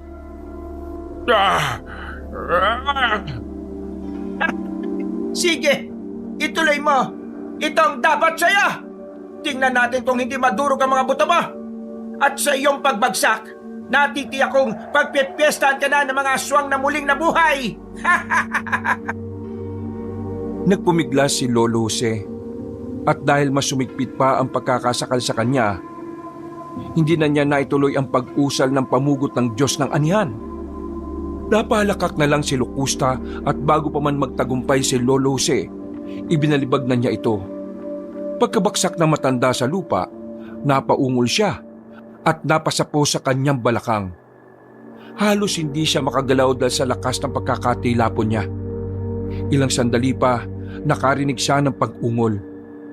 Iginala niya ang kanyang paningin sa paligid at namilog ang kanyang mga mata nung makita niyang bumabangon ng mga aswang na wala ng buhay at pasuray-suray itong naglakad. Walang ano-ano, nakita niya ang kanyang buntot ng pagi, kaya kahit sobrang sakit ng kanyang katawan, gumapang siya para makuha ito. Ano pang hinihintay nyo? Bilisan nyo at atakihin nyo ang matandang yan. Ipakita nyo sa akin kung gaano kayo kalakas. Isa kang alagad ng dilim. Bumuhay ka ng mga patay para lang magamit ang mga yan laban sa akin. Oo, at ipagdasal mo na lang ang iyong kaluluwa. Kahit na hindi tayo maglaban, alam kong kaya kang patayin ng mga amalanhig. Diyan ka nagkakamali. Hindi ako papayag sa gusto mo mangyari. Nang makuha na ni Lolo Jose ang buntot ng pagi, sinikap niya ang makatayo. Habang ginagawa niya ito, pinagtatawanan pa siya ni Locusta. Nang tuluyan na siyang makatayo, hinawakan niya ng maigpit ang buntot ng pagi. Inihanda niya ito dahil papalapit na ang mga aswang na muling nabuhay. Alam niyang hindi na basta-basta ang magiging laban niya sapagkat napakaraming mga aswang ang bumangon. Nagsisipa siya kung bakit hindi lahat ay ginamitan niya ng orasyon upang matunaw o maging abo. Dahil nasa ganong sitwasyon na siya, minabuti niyang humingi na lang ng gabay sa mga espiritong umaalalay sa kanya. Umusal na rin siya ng orasyon at ikinarga sa buntot ng pagi para mas maging mabisang panlaban ito sa mga amalanhig. Ikaw ang uunahin ko. Tingnan na lang natin kung ano pa magagawa ng mga amalanhig mo. Sige, sumugod ka rito. At tinitiyak kung bago ka makarating, kinukuyog ka na ng mga kasamahan ko. Sobrang itim ng budhi mo. Hindi ka nararapat dito sa lupa. Sa impyerno ka nababagay. At anong akala mo sa sarili mo? Banal? Sa impyerno rin ang bagsak pa. Wala akong pakialam kung saan ako babagsak. Basta, ginagawa ko lang kung ano ang tama at nararapat. Matanda ka na nga. Mabilis na humakbang si Lolo Jose para sugurin ang pinuno ng mga aswang. Subalit noong medyo malapit na siya sa kinatatayuan ng aswang, may humawak sa kanyang paa. Napayuko siya at nakita niya ang dalawang kamay na nakakapit sa kanya. Nilatigo niya yon at ilang sandali lang naging alikabok ang mga kamay. Dahil nawala sa poko si Lolo Jose, hindi na niya nakita si Locusta. Napamura na lang siya ng pabulong nang makita niya ang mga amalanhig na ilang dipa na lang ang layo sa kanya. Upang hindi siya makuyog ng mga ito, humakbang siya para sumugod sa kanila at iwinasiwas ang hawak niyang buntot ng pagi. Ang kada nilalang na naaabot ng dulo ng hawak niya ay nagiging alikabok at naglalaho na lamang. Ubusin ko kayo! Hindi nyo kaya ang Diyos ko! Maaaring hindi namin siya kaya, pero ikaw, makakaya namin gabiin! Kung nakita mo lang kung paano naging alikabok ang mga kasama mo, pangingilagan mo sana ako! Kahit na anong gawin mo, alam kong mas malakas pa rin ako sa'yo! Maaaring mas malakas ka nga, pero kapag ang Diyos na ang gumawa ng paraan, magiging alikabok ka rin! Huwag kang magsalita ng tapos! Baka bumaliktad ang sitwasyon! Mas naging mabilis ang mga amalanhig. At bago pa man maiwasiwas ni Lolo Jose ang kanyang itak, nabuwal na siya sa lupa at nabitiwan niya ang buntot ng pagi. Sinubukan pa niyang kapain yon, ngunit hindi na niya mawari kung saan banda ito nahulog. Sige! Durugin niyo ang albularyong yan! Kainin niyo ang lahat ng laman niya at ialay sa akin ang kanyang kalansay! Hindi mangyayari yan! Sinisiguro ko sa iyo na hindi nila ako magagawang saktan! Kapag nakalis ako sa sitwasyon na to, pupulbusin ko kayong lahat sa ngalan ng Diyos! Napakahina mo! Kung talagang malakas ka, hindi ka gagamit ng Diyos mo! Sundin mo ako! Naging malakas ako dahil itinakwil ko ang Diyos! Hindi ko gagawin yan! Kahit na ikamatay ko ba, hindi ako magiging kagaya mo! Sige lang! Tanggap ko namang mahina ka eh! At mas malakas ako sa'yo! Sige na! Gutay-gutayin niyo na ang katawan ng matandang yan! Pagbabayaran niyo ang ginawa niyong to sa akin! Magbabayad kayo! Habang kinukuyog ng mga amalanhig si Lolo Jose, sinikap niya ang maging kampante. Alam niyang hindi naman siya magagawang sugatan ng mga amalanhig. Ang problema lang niya, baka kumalat ang mga amalanhig na yon at bumaba sa kanayunan. Dahil dito, nagpasya siyang umusal ulit ng pangtigalpo para mapako ang mga nilalang sa kanilang kinatatayuan. Pagkausal niya, natigilan ng mga ito. Hindi naman niya inaksaya ang panahon na tumalis siya sa kanyang pwesto. Nung makita niya ang buntot ng pagi, dinampot niya ito saka humarap sa kinaroroonan ni Locusta. Napakunot noon na lang siya sabay linga sa paligid nang hindi na niya makita ang pinuno ng mga aswang. Magpakita ka sa akin, Locusta! Ako ang harapin mo! Hindi mo ba natatapos ang laban mo sa mga amalanhig? Tapusin mo yan at magpapakita ako sa'yo! Isa kang duwag, Locusta! Magpakita ka sa akin at magtutuos na tayo! Ubusin mo muna ang alagad ko! Kung yan ang gusto mo, sige! Ibabalik ko sila kung saan sila nararapat! Sa alikabok! Sige! Noon din, gumalaw na ang mga amalanhig at tumarap kay Lolo Jose. Nang makita na matanda na papasugod sa kanya ang mga amalanhig, isa-isa niya itong nilatigo at sinabayan niya rin ng pagtigalpo. Ang kada nilalang na malapatan ng dulo ng buntot ng pagi ay nabubuwal sa lupa at agarang nagiging alikabok. Hindi naman natinag ang ibang amalanhig at mas nagpursige sila para sugurin si Lolo Jose. Hindi na lang ininda na matanda ang kanyang pagod dahil nais niya nang matapos ang laban. Noong lumaon, mabibilang na lang sa daliri ang mga amalanhig. Kaya mas binilisan ni Lolo Jose ang pakikipaglaban. Napabuntong hininga na lang siya noong mawari niyang wala nang natira roon. O paano ba yan? Kumusta mga kasama mo? Ngayon, mag-isa ka na lang. Magpakita ka sa akin at tapusin na natin to. Hindi! Hanapin mo ako! Kapag nahanap mo ako, pauulakan ko ang hamon mo! Tuso ka talaga, Locusta. Pero kakagating ko yung sinabi mo. Hahanapin kita at sa oras na matagpuan na kita, ipapadanas ko sa iyo ang higit sa 10,000 voltahe ng kuryenteng dumadaloy dito sa hawak kong buntot ng pagi. Ha! Ilusyonado! Subukan mo muna sa sarili mo ang mga sinasabi mo. Baka mapahiya ka lang. Aba, humanda ka sa akin. Katapusan mo na! Bakit? Nakita mo na ako? Hindi sumagot si Lolo Jose. Humakbang siya at sa tulong ng kanyang talas ng pakiramdam, nalaman niya kung saan naroroon si Locusta. Kahit pa na may tagabulag ang aswang, nagawa pa rin siyang makita ng matandang albularyo. Pagkalapit ni Lolo Jose roon, nilatigo niya ang pinaghihinalaan niyang kinaroroonan ni Locusta. Albularyo ka! Magbabayad ka! Sinasabi ko na nga ba eh, nandiyan ka lang eh. Ano akala mo, maisalma ka?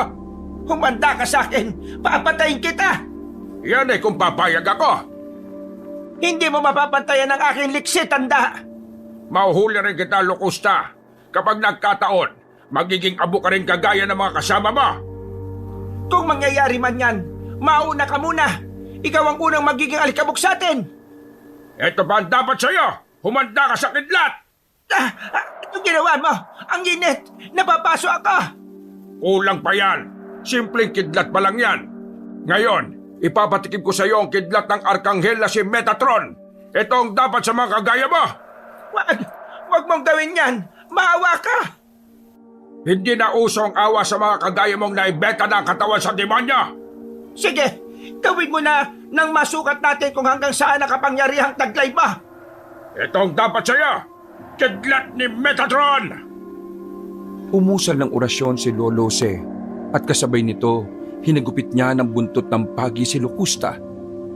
Susugod pa sana ang pinuno ng mga aswang para pigilan siya sa kanyang ginagawa, pero tumama na ang dulo ng buntot ng pagi sa katawan nito. Kasabay ng paglapat ng buntot ng pagi sa katawan ng aswang, tumilapon yun at naging tahimik na. Napangiti na lang si Lolo Jose dahil alam niya sa lakas ng boltahe ng kidlat na nagmula kay Metatron, tiyak na hindi na mabubuhay pa ang aswang. Maglalakad na sana siya para puntahan ang bangkay ni Salvador, ngunit nakarinig siya ng pag-ungol. Napansin na rin niyang nag-iba ang ihip ng hangin at kahit na malakas ang kanyang loob, nakaramdam siya ng pangingilabot. Itinuon niya ang kanyang pansin kay Locusta at namulagat ang kanyang mga mata nang makita ang itim na usok na umaaligid dito. Kalaunan, pumasok sa katawan ng pinuno ng mga aswang ang naturang usok at mas lumakas ang pag-ungol nito. Talagang ang isa kang demonyo. Kidlat ni Metatron na ginamit ko sa iyo. Pero nagawa mo pa rin makaligtas. Yan ba ang epekto ng padalugo mo? Nagulat ka ba? Dahil ba ang nangyari kaysa sa iyong inaasahan? Buhay ako at gaganti ako sa iyo. Alam kong demonyo na ang nasa loob mo. At hindi na ako papayag na magreyna-reynahan ka rito. Hindi mo lang maamin sa sarili mo na mas malakas ako sa iyo. Kahit na mas malakas ka sa akin, susuko ka pa rin sa Diyos. Yan lang ang katapat mo. Nakasisiguro ka ba? Wala kang nagawa sa akin ng kidlat ni Metatron, hindi ba? Kung sa unang pagkakataon na hindi ka namatay, ngayon, sisiguraduhin ko na talagang magiging alikabok ka. Susunugin ko pati ang iyong kaluluwa. Huwag kang magsalita na para kang malakas. Umaasa ka lang naman sa karunungan ba? Napailing si Lolo Jose. Noon din, humakbang siya para lapitan si Locusta. Nilatigo niya ulit ito, subalit natigilan siya nung magawang hawakan ng aswang ang buntot ng pagi niya. Sinubukan niya itong hilahin, pero hindi binitiwan ni Lolo Jose ang hawak niya. Dahil dito, tumilapon ng matandang albularyo at mas malakas ang pagbagsak niya kaysa sa nauna.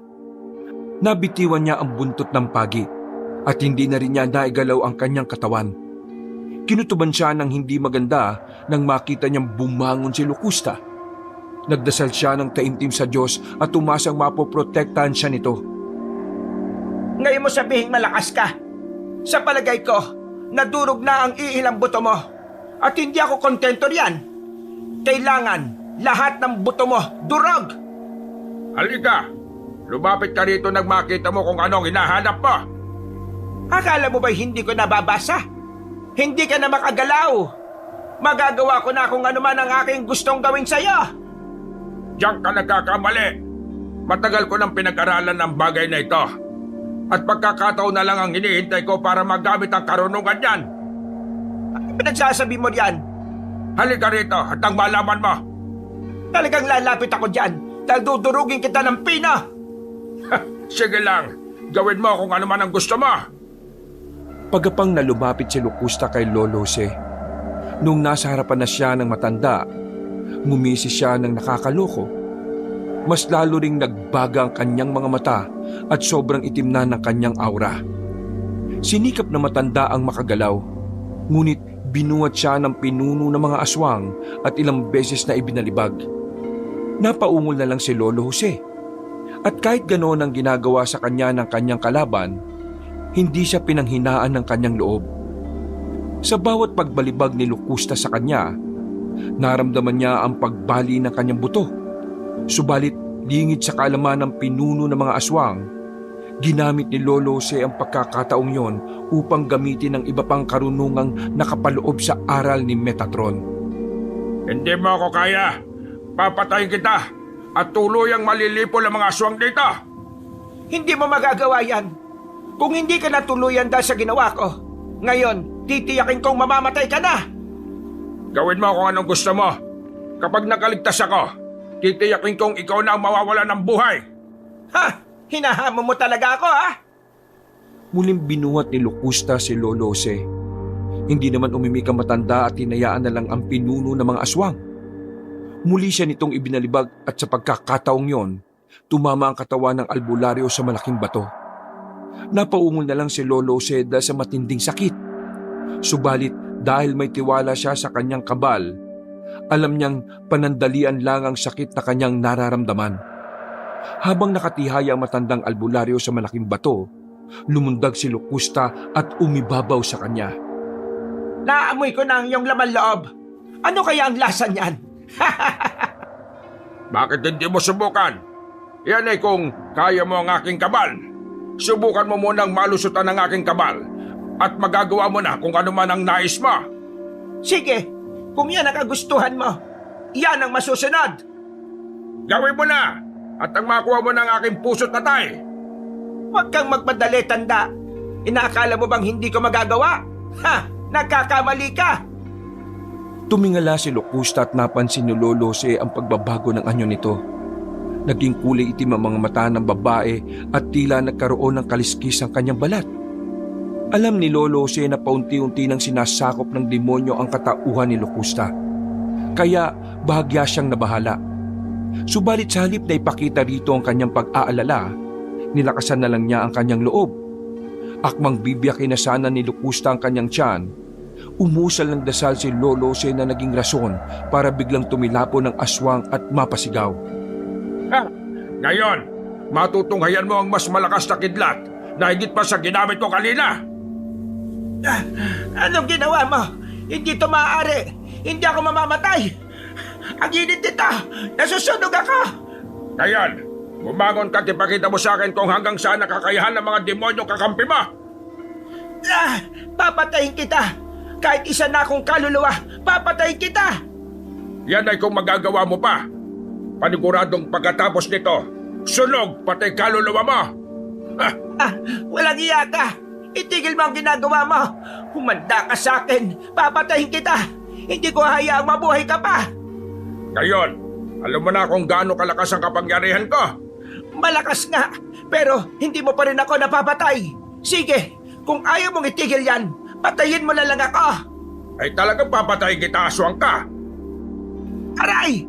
Lakasan mo pa! Hindi mo ako mapapatay kung yan lang ang gagamitin mo! Mas mataas pa ang antas ng demonyo kakampi ko kaysa sa pinagmulan ng aral na ginagamit mo! Lakasan mo pa! Eh kung yan ang hiling mo, yan ang masusunod.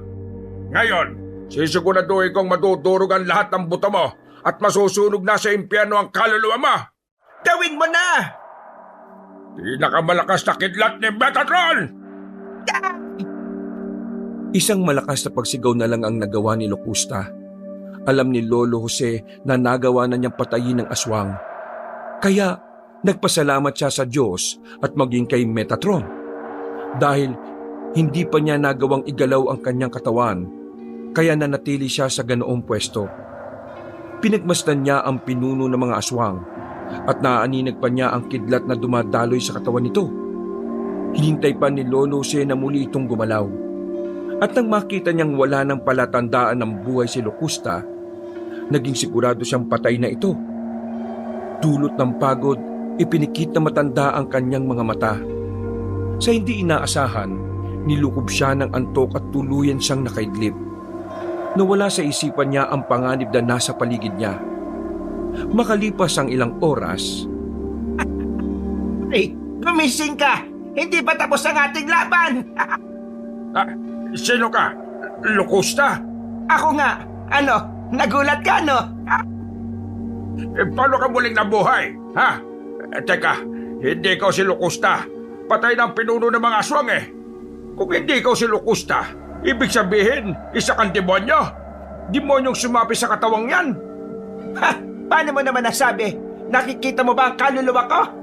Hindi ko nakikita, pero nararamdaman kong itim na enerhiya. At kahit na anong gawin mo, makikita ko pa rin ang tunay mong anyo, demonyo! Paano kung bubulagin kita, ha? Kahit na anong gawin mo, hindi mo mababago ang katotohanan na isa ka lamang demonyo na sumapi sa katawan ng pinuno ng aswang. At bakit? May magagawa ka ba? Oo, at hindi ako titigil hanggat hindi kita natatalo. Kung ikaw pa rin si Locusta o isa ka ng demonyo, paulit-ulit kitang papatayin. Hindi ako magsasawang gawin yan. Ha? Sige nga! Ipakita mo sa akin kung ano ang kaya mo! Kung talagang malakas ka, kahit nasa ganyang sitwasyon ka, matatalo mo pa rin ako, hindi ba? nagbanggit ng isang orasyon si Lolo Jose.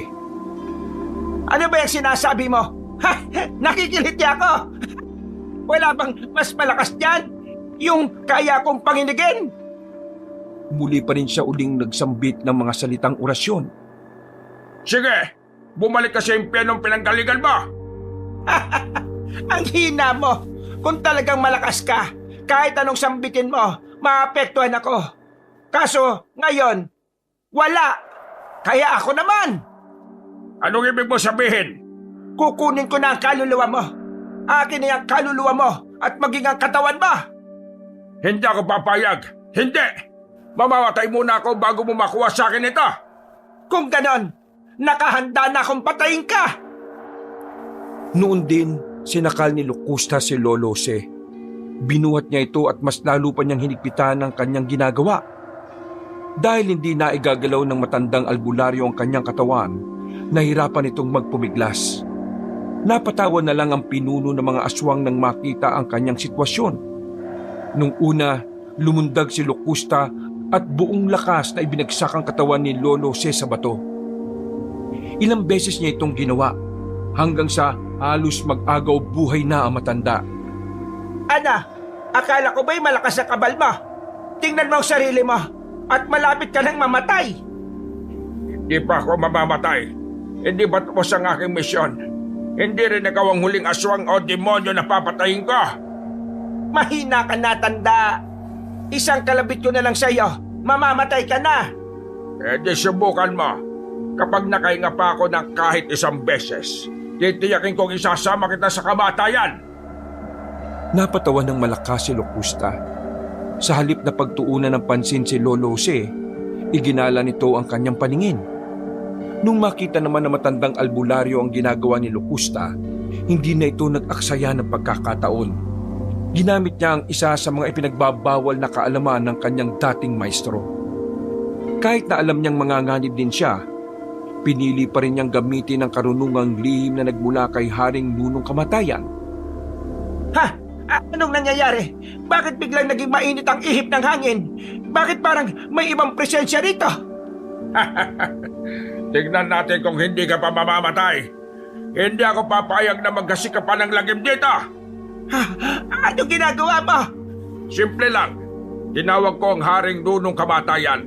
At ngayon, nakatayo siya sa tabi ko at ginagabayan niya ako. Mauta ka talaga, tanda! Ang importante, hindi ako kasing tuso mo. Papatayin kita, matanda ka! Kahit sino pang tawagin mo, wala akong pakialam! Sinubukang buhatin ulit ni Locusta si Lolo Jose. Sinikap niyang magawa yon, ngunit nabigo siya. Napangiti na lang ang matanda at unti-unti na rin itong naigagalaw ang kanyang katawan hanggang sa tuluyan na siyang makatayo. Paano? Nagulat ka ba sa nangyari? Alam kong hindi mo inaasahan na makakagalaw ako at makakabangon pa. Pero mas ikagugulat mo ang kaya kong gawin sa'yo ngayon. Bakit ko naman ikagugulat yan?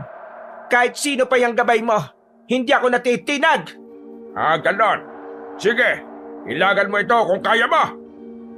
Kahit na anong gawin mo, mahina ka pa rin! Ilang beses na sinuntok ni Lolo si Locusta.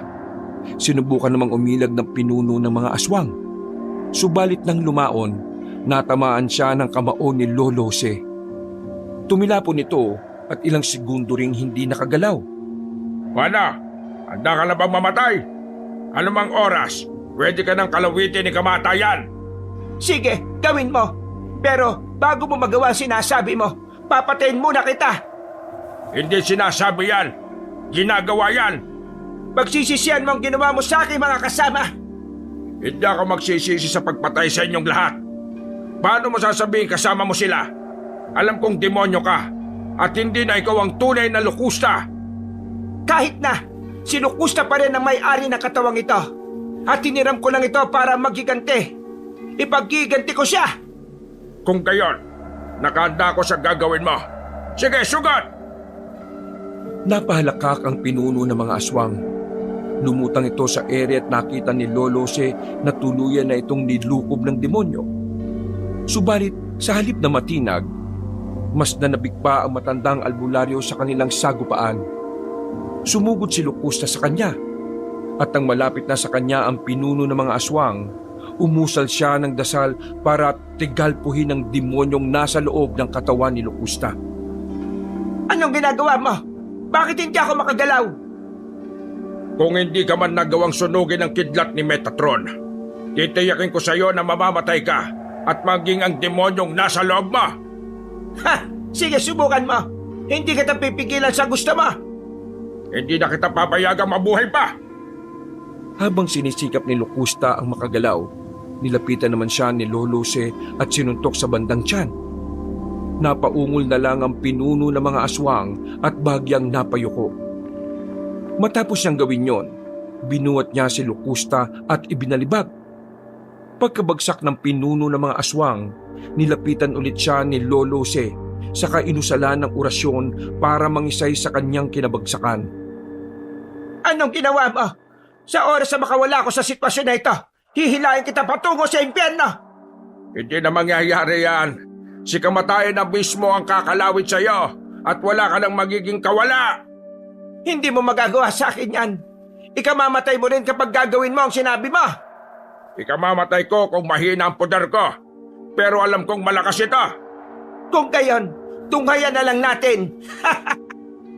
Pero hindi muna. Hindi pa ako nakukontento sa aking ginagawa sa iyo eh. Ipaparanas ko muna sa iyo ang sakit na iilan lang ang nakakaranas. Mapalad ka ngayon dahil isa ka sa unang paggagamitan ko nito. Hindi alam ni Locusta kung ano ang ibig sabihin ng matandang albularyo. Sinikap pa niyang pigilan ng kanyang sarili sa pagkisay hanggang sa magawa niya yon. Noon din, sinubukan niyang bumangon. Nakita naman ni Lolo Se ang gustong gawin ng pinuno ng mga aswang. Kaya sinipa niya ito ng buong lakas. Bago pa man bumagsak sa lupa si Locusta, umusal na ng orasyon si Lolo para patamaan ng espiritual na sibat ang pinuno ng mga aswang. Napaungol na lang si Locusta at pagbagsak nito sa lupa, napako siya roon. Alam ni Lolo Se na hindi na makagalaw ang nilalang kaya nilapitan niya yon saka pinadipa ito. Matapos siyang gawin yon, ipinako niya rin ang mga kamay at paa ni Locusta. Patahin mo na lang ako. Huwag mo na akong pahirapan. Unghang, alam kong hindi ka si Locusta, kaya hindi ka nasasaktan sa aspetong pisikal. Hindi bale.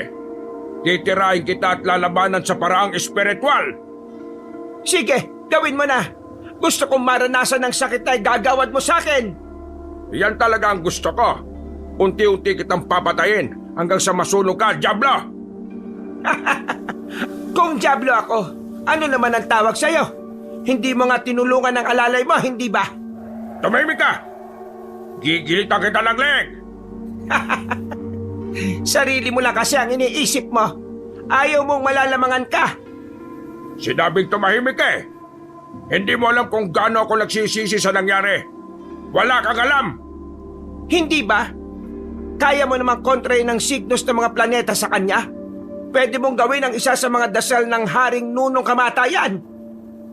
Ayaw mo talagang tumigil sa pagsasalita ha? Pagsisisihan mo nagsalita ka ba? Bakit? Anong gagawin mo? Hindi sumagot si Lolo Jose. Napangiti na lang siya at umusal kagad siya ng orasyong pangtigalpo para madurog ang buto ni Locusta. Ilang sandali lang, napaungol ang pinuno ng mga aswang. Sinubukan nitong gumalaw, pero mas lalo lang siyang napaungol. Alam ni Lolo Jose na kahit hindi na makagalaw ang pinuno ng mga aswang, ay kaya pa rin magpakitang gilas ng demonyong nakasapi sa kanya. Dahil dito, hindi siya nakampante. Kahit anong gawin mo, wala ka na magagawa. Durog na ang buto ng katawan mo kung saan ka sumampa. Tunog na nga ang katawan na ito. Pero may isang katawan pa akong maaaring sapian. Ha? Anong ibig mo sabihin? Wala. Bakit ko naman sasabihin sa'yo? Dahil mamamatay ka na. Kakalawitin ka na ni Nunong Kamatayan. Sige, kilitiin mo lang ulit ako. Bago pa man makagawa ng susunod na aksyon niya si Locusta, inusal na ni Lolo Jose ang panawag sa 7 kalawit ng Haring Nunong Kamatayan. Itinira niya yon kay Locusta at naging dahilan ito para mapaungol yun. Habang gumagawa ng nakakapangilabot na ingay ang pinuno ng mga aswang, nakita ni Lolo Jose ang maitim na usok na mabilis na lumalabas sa kanyang katawan. Sinundan niya ng tingin ito at kinutuban siya ng hindi maganda. Upang masigurong patay na nga si Locusta, nilapitan niya ito at pinakiramdaman. Nasa ganoong sitwasyon siya nang biglang, Lolo Jose, tulungan niyo ako. Ha? Salvador? Nasaan ka? Nandito sa madilim na bahagi. Tulong! Sasapihin ako ng demonyo. Ayaw kong gamitin niya ang katawan ko. Sandali! Pupunta ako dyan! Iintayin kita, Lolo. Ayaw ko pong makuha ng demonyo. hindi na nakapag-isip ng maayos si Lolo Jose nang marinig niya ang boses ng kanyang alalay. Naisip niyang baka ang kaluluwa nito ang humihingi ng tulong sa kanya. Kaya ninais niya itong salbahin mula sa demonyo. Nung naroon na siya sa bahaging pinanggagalingan ng boses, iginala niya ang kanyang paningin. Nasaan ka? Nandito na ako! Nandito ako, Lolo Jose. Halika, lapitan mo ako. Hindi ikaw si Salvador. Isa kang demonyo na nagnakaw ng kanyang katawan. Ako ito si Salvador. May tanong ako sa inyo. Bakit mo ako inayaang mamatay? Kayong kaya mo namang kontrahin ng signos ng mga planeta gamit ang karunungan ni Haring Nunong Kamatayan. Hindi kita hinayaan. Ilang beses kitang iniligtas. Wala akong karapatang gamitin ang karunungan yon dahil masyadong delikado at marami ang malalagay sa panganib. Iniligtas? Sarili mo lang ang iniisip mo eh. Kung ginamit mo ang karunungan yan, baka buhay pa ako hanggang ngayon. Kapag ginamit ko yon, mabubulit tayo sa impyerno. Tayong dalawa. Bakit ngayon? Hindi ba? Hihilahin kita patungo ron. Doon ka nararapat. Wala akong pakialam sa sinasabi mo. Hindi ka na si Salvador. Isa kang demonyo. Bakit nga ba ako nagpapalinlang sa'yo? Demonyo! Ang sabihin mo, hindi mo maamin sa sarili mo na kasalanan mo kung bakit nangyari sa akin to. Hindi sumagot si Lolo Jose. Napatitig na lang siya kay Salvador habang nakatayo ito. Magkahalong awa at pandidiri ang kanyang nararamdaman nang makita niyang wasak ang tiyan ng kanyang alalay at wala na itong laman loob. Wakwak din ang dibdib nito at nawawala rin ang kanyang puso. Pinaglalaruan mo ba ako? Kung pinaglalaruan mo ako, demonyo, wala akong panahon. Di patayin mo ako. Yun nga lang, mas mautak ako sa iyo eh. Nagawa kong makatakas sa iyong tigalpo. At maging ang kalawit ni kamatayan ay natakasan ko rin. Maaring nagtagumpay ka sa unang pagkakataon. Pero sinisigurado ko sa 2nd beses, hindi ka na makakaligtas. Kahit na anong gawin mo, Hindi mo may pagkakailang mas malakas ako sa'yo. Walang panama ang aral mo sa aking karunungan, tanda! Diyan ka nagkakamali. Maya-maya lang, mabubuwal ka na sa lupa dahil sa aking itinira sa'yo. Ha? Anong ibig mo sabihin? Hindi ko na sasabihin sa'yo. Dahil kahit malaman mo man ang patungkol sa sinasabi ko, magiging walang say-say yon dahil mamamatay ka na! Napaangil si Salvador at sa isang pagkisap ng mga mata ni Lolo Jose, sumugod ito sa kanya. Habang umakbang ang alalay niyang muling nabuhay, naiwan sa lupa ang pira-pirasong bahagi na nagmula sa kanyang tiyan. Kumakalat din sa lupa ang kanyang dugo, kaya napailing na lang ang matandang albularyo. Walang ano-ano, lumundag si Salvador sa kanya at sinubukan siya nitong sunggaban. Subalit napaatras naman si Lolo Jose at walang pagdadalawang isip na tinigdalpo si Salvador. Anong ginagawa mo sa akin? Bakit parang nahihilo ko? Namnamin mo ang tigalpo ng Infinito Juice sa demonyong kagaya mo! Umanda ka sa akin. Kahit na ganito ang nangyari sa akin, gagawa ko ng paraan para mapatay ka. At inakala mo bang matatakot ako sa isang demonyong kagaya mo? Alam kong may tinatago kang takot dyan sa loob ng puso mo. At alam ko rin sa mga panahong ito, nanginginig na ang mga kalamnan mo. Diyan ka nagkakabali. Kung nanginginig man ang aking kalamnan, yun ay dahil gusto kong mahuli ka at mapaslang. Kahit na anong gawin mo, hindi mo ako magagawang hulihin. Ganun ba? Tingnan lang natin kung ano magagawa mo rito. Bumulong-bulong si Lolo Jose ng mga hindi maintindihang orasyon. Tinigal po ni Lolo Jose ang kanyang kaharap at ginamit niya ang isa sa mga karunungan ni Haring Nunong Kamatayan. Dahil sa kanyang ginawa, napaungol ang nilalang at sinikapan niyang lumapit kay Lolo Jose. Subalit, nang akmang haakbang na sana si Salvador, inusal na matandang albularyo ang panawag ng 7 kalawit ng Haring Nunong Kamatayan. Dahil sa kanyang ginawa, mas lalo pang lumakas ang pag-ungol ng alalay niyang muling nabuhay. Ayop kang matanda ka! Anong ginawa mo sa... Kung hindi ka namatay sa unang beses kong pagtigal po sa'yo, ngayon, sisiguraduhin kong babalik ka sa kung saan ka nagmula. Babalikan kita at titiyakin kong ihilahin kita patungo sa impyerno. Hindi mo na magagawa yan. Pagkausal ng matandang albularyo ng orasyon Pantigalpo, namilipit sa sakit si Salvador. Ngumanga ito at parang may kung anong pinapagpag sa kanyang katawan. Nang lumaon, napahiyaw na parang nagmumula sa ilalim ng lupa hanggang sa nabuwal ito. Ilang sandali pa, nakita ni Lolo Jose kung paano unti-unting lumalabas ang maitim na usok sa katawan ni Salvador. Hanggang sa ito'y naglaho sa ere.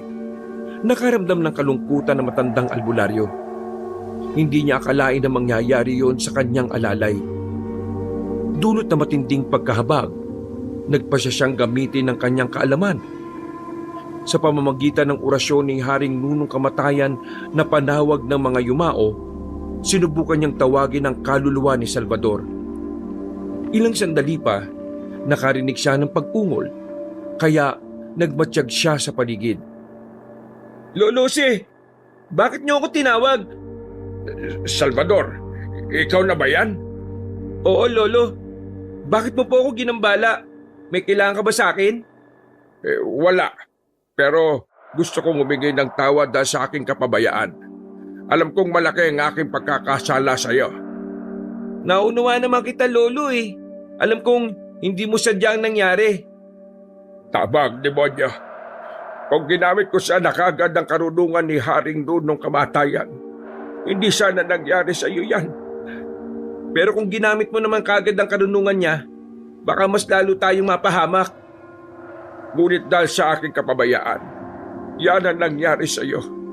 Patawarin mo ako, Salvador. Pinapatawad naman na kita, Lolo. Alam kong hindi mo naman hawak ang lahat ng bagay, lalo na ang buhay ng tao. Kung ganon, ano ang pwede kong gawin para makabawi man lang sa'yo? Kung mamarapatin po ninyo, gusto kong dalhin niyo ang aking bangkay sa ating baryo. Ilibing ito sa bahaging silangan at ang masilayan ng aking katawan ng pagsikat ng araw. Kung yan ang gusto mo, sige. Hindi ako magdadalawang isip na gawin yan. Maraming salamat, Lolo. Masaya akong ikaw ang naging maestro ko. Salamat din. Alam mong ipinagmamalaki kita at hanggang buhay ako, hindi ako magsasawang sabihin sa ibang tao ang iyong kabutihan. Ano pang may paglilingkod ko sa inyo, Lolo? Wala na. Sana kapag naiuwi ko na ang bangkay mo, magiging payapa na ang iyong kaluluwa. Sana maging masaya ka sa kabilang buhay. Opo, Lolo. Gagabayan ko kayo palagi at hindi hayaang malagay sa peligro. Maraming salamat, Salvador, Apo. Pagkatapos magwika ni Lolo Jose, naglaho ang kaluluwa ni Salvador. Hindi na namalaya na matanda na tumulo na pala ang kanyang luha. Napatitig siya sa bangkay ng kanyang alalay at nanlumo siya ng sobra. Alam niyang masyadong maaga pa para mamatay ang kanyang alalay, ngunit wala siyang magawa. Gaya ng hiling ni Salvador sa kanya, dinala ni Lolo Jose ang bangkay ng kanyang alalay. Inilibing niya ito sa bandang silangan kung saan natatamaan ng unang pagsikat ng araw. Dahil sa nangyari, ilang buwan nang hindi nakakapanggamot si Lolo Jose. Bumabalik sa kanyang isipan ang nangyaring sagupaan nila ng aswang na sinapian ng demonyo. Dahil sa pagriritual nito, hanggang sa mga panahong yon, hindi ubos maisip ni Lolo Jose na nagawa niyang mapagana ang mga orasyon ng Haring Nunong Kamatayan. At nagamit pa ito para tapusin ang pinunong aswang na si Locusta at maubos ang buong baryo ng mga aswang. Isang araw, Lolo Jose, gusto ko po sanang magpagamot sa inyo. Ay sige, pero hindi ko alam kung makakaya ko pa ha. Pakiramdam ko sobrang hina ko na para manggamot. Alam ko naman pong kaya pa ninyo Sige na po. Sige, susubukan ko. Maraming salamat po. muling sinubukan ni Lolo Jose ang panggagamot. Subalit ganun na lang ang kanyang gulat nang hindi na niya napagana ang mga orasyon na kadalasan naman niyang ginagamit. Nagkaroon siya ng hinalang may nangyayari sa kanya, kaya napatulala siya dahil sa kakaisip. Lolo Jose, ayos lang po kayo? Hindi ko alam. Mukhang hindi ko na napapagana ang mga orasyon. Hindi. Paniguradong nadiskumunyon ako at maging ang kakayahan kong manggamot. Paano nangyari yun? Ibig mong sabihin, wala ka ng kakayahang manggamot? Paniguradong wala na. Siguro, hinigop ng Haring Nunong Kamatayan ng mga aral ko. At baka, kinain na rin niya ang kakayahan ko sa panggagamot. Paano nangyari yun? Hindi sumagot si Lolo Jose. Sinabihan na lamang niya ang pasyente na sa iba na lang magpagamot. Noong wala na ang pasyente, nag-isip ng malalim si Lolo Jose. Habang iniisa-isa niya ang mga pangyayari, nasiguro niyang nadiskumunyon na nga siya dahil sa paggamit ng kaalamang ipinagbabawal. Subalit dahil alam niyang malaki rin ang naitulong niyon para mapuksa ang mga aswang, hindi niya ito pinagsisihan. Pinasalamatan pa niya ang Haring Nunong Kamatayan. Sapagkat kung hindi dahil sa karunungan nito, baka napatay na rin siya ni Locusta. Napagtanto na rin niyang hindi na lang lahat ng pagkakataon ay malakas ang kabutihan. Sa halip, minsan, kailangan ding tapatan ang mas masama ng kasamaan. Mabuti nga lang at nagawa niyang baliktarin ang sitwasyon at naubos niya ang isang baryo ng mga aswang. Wakas.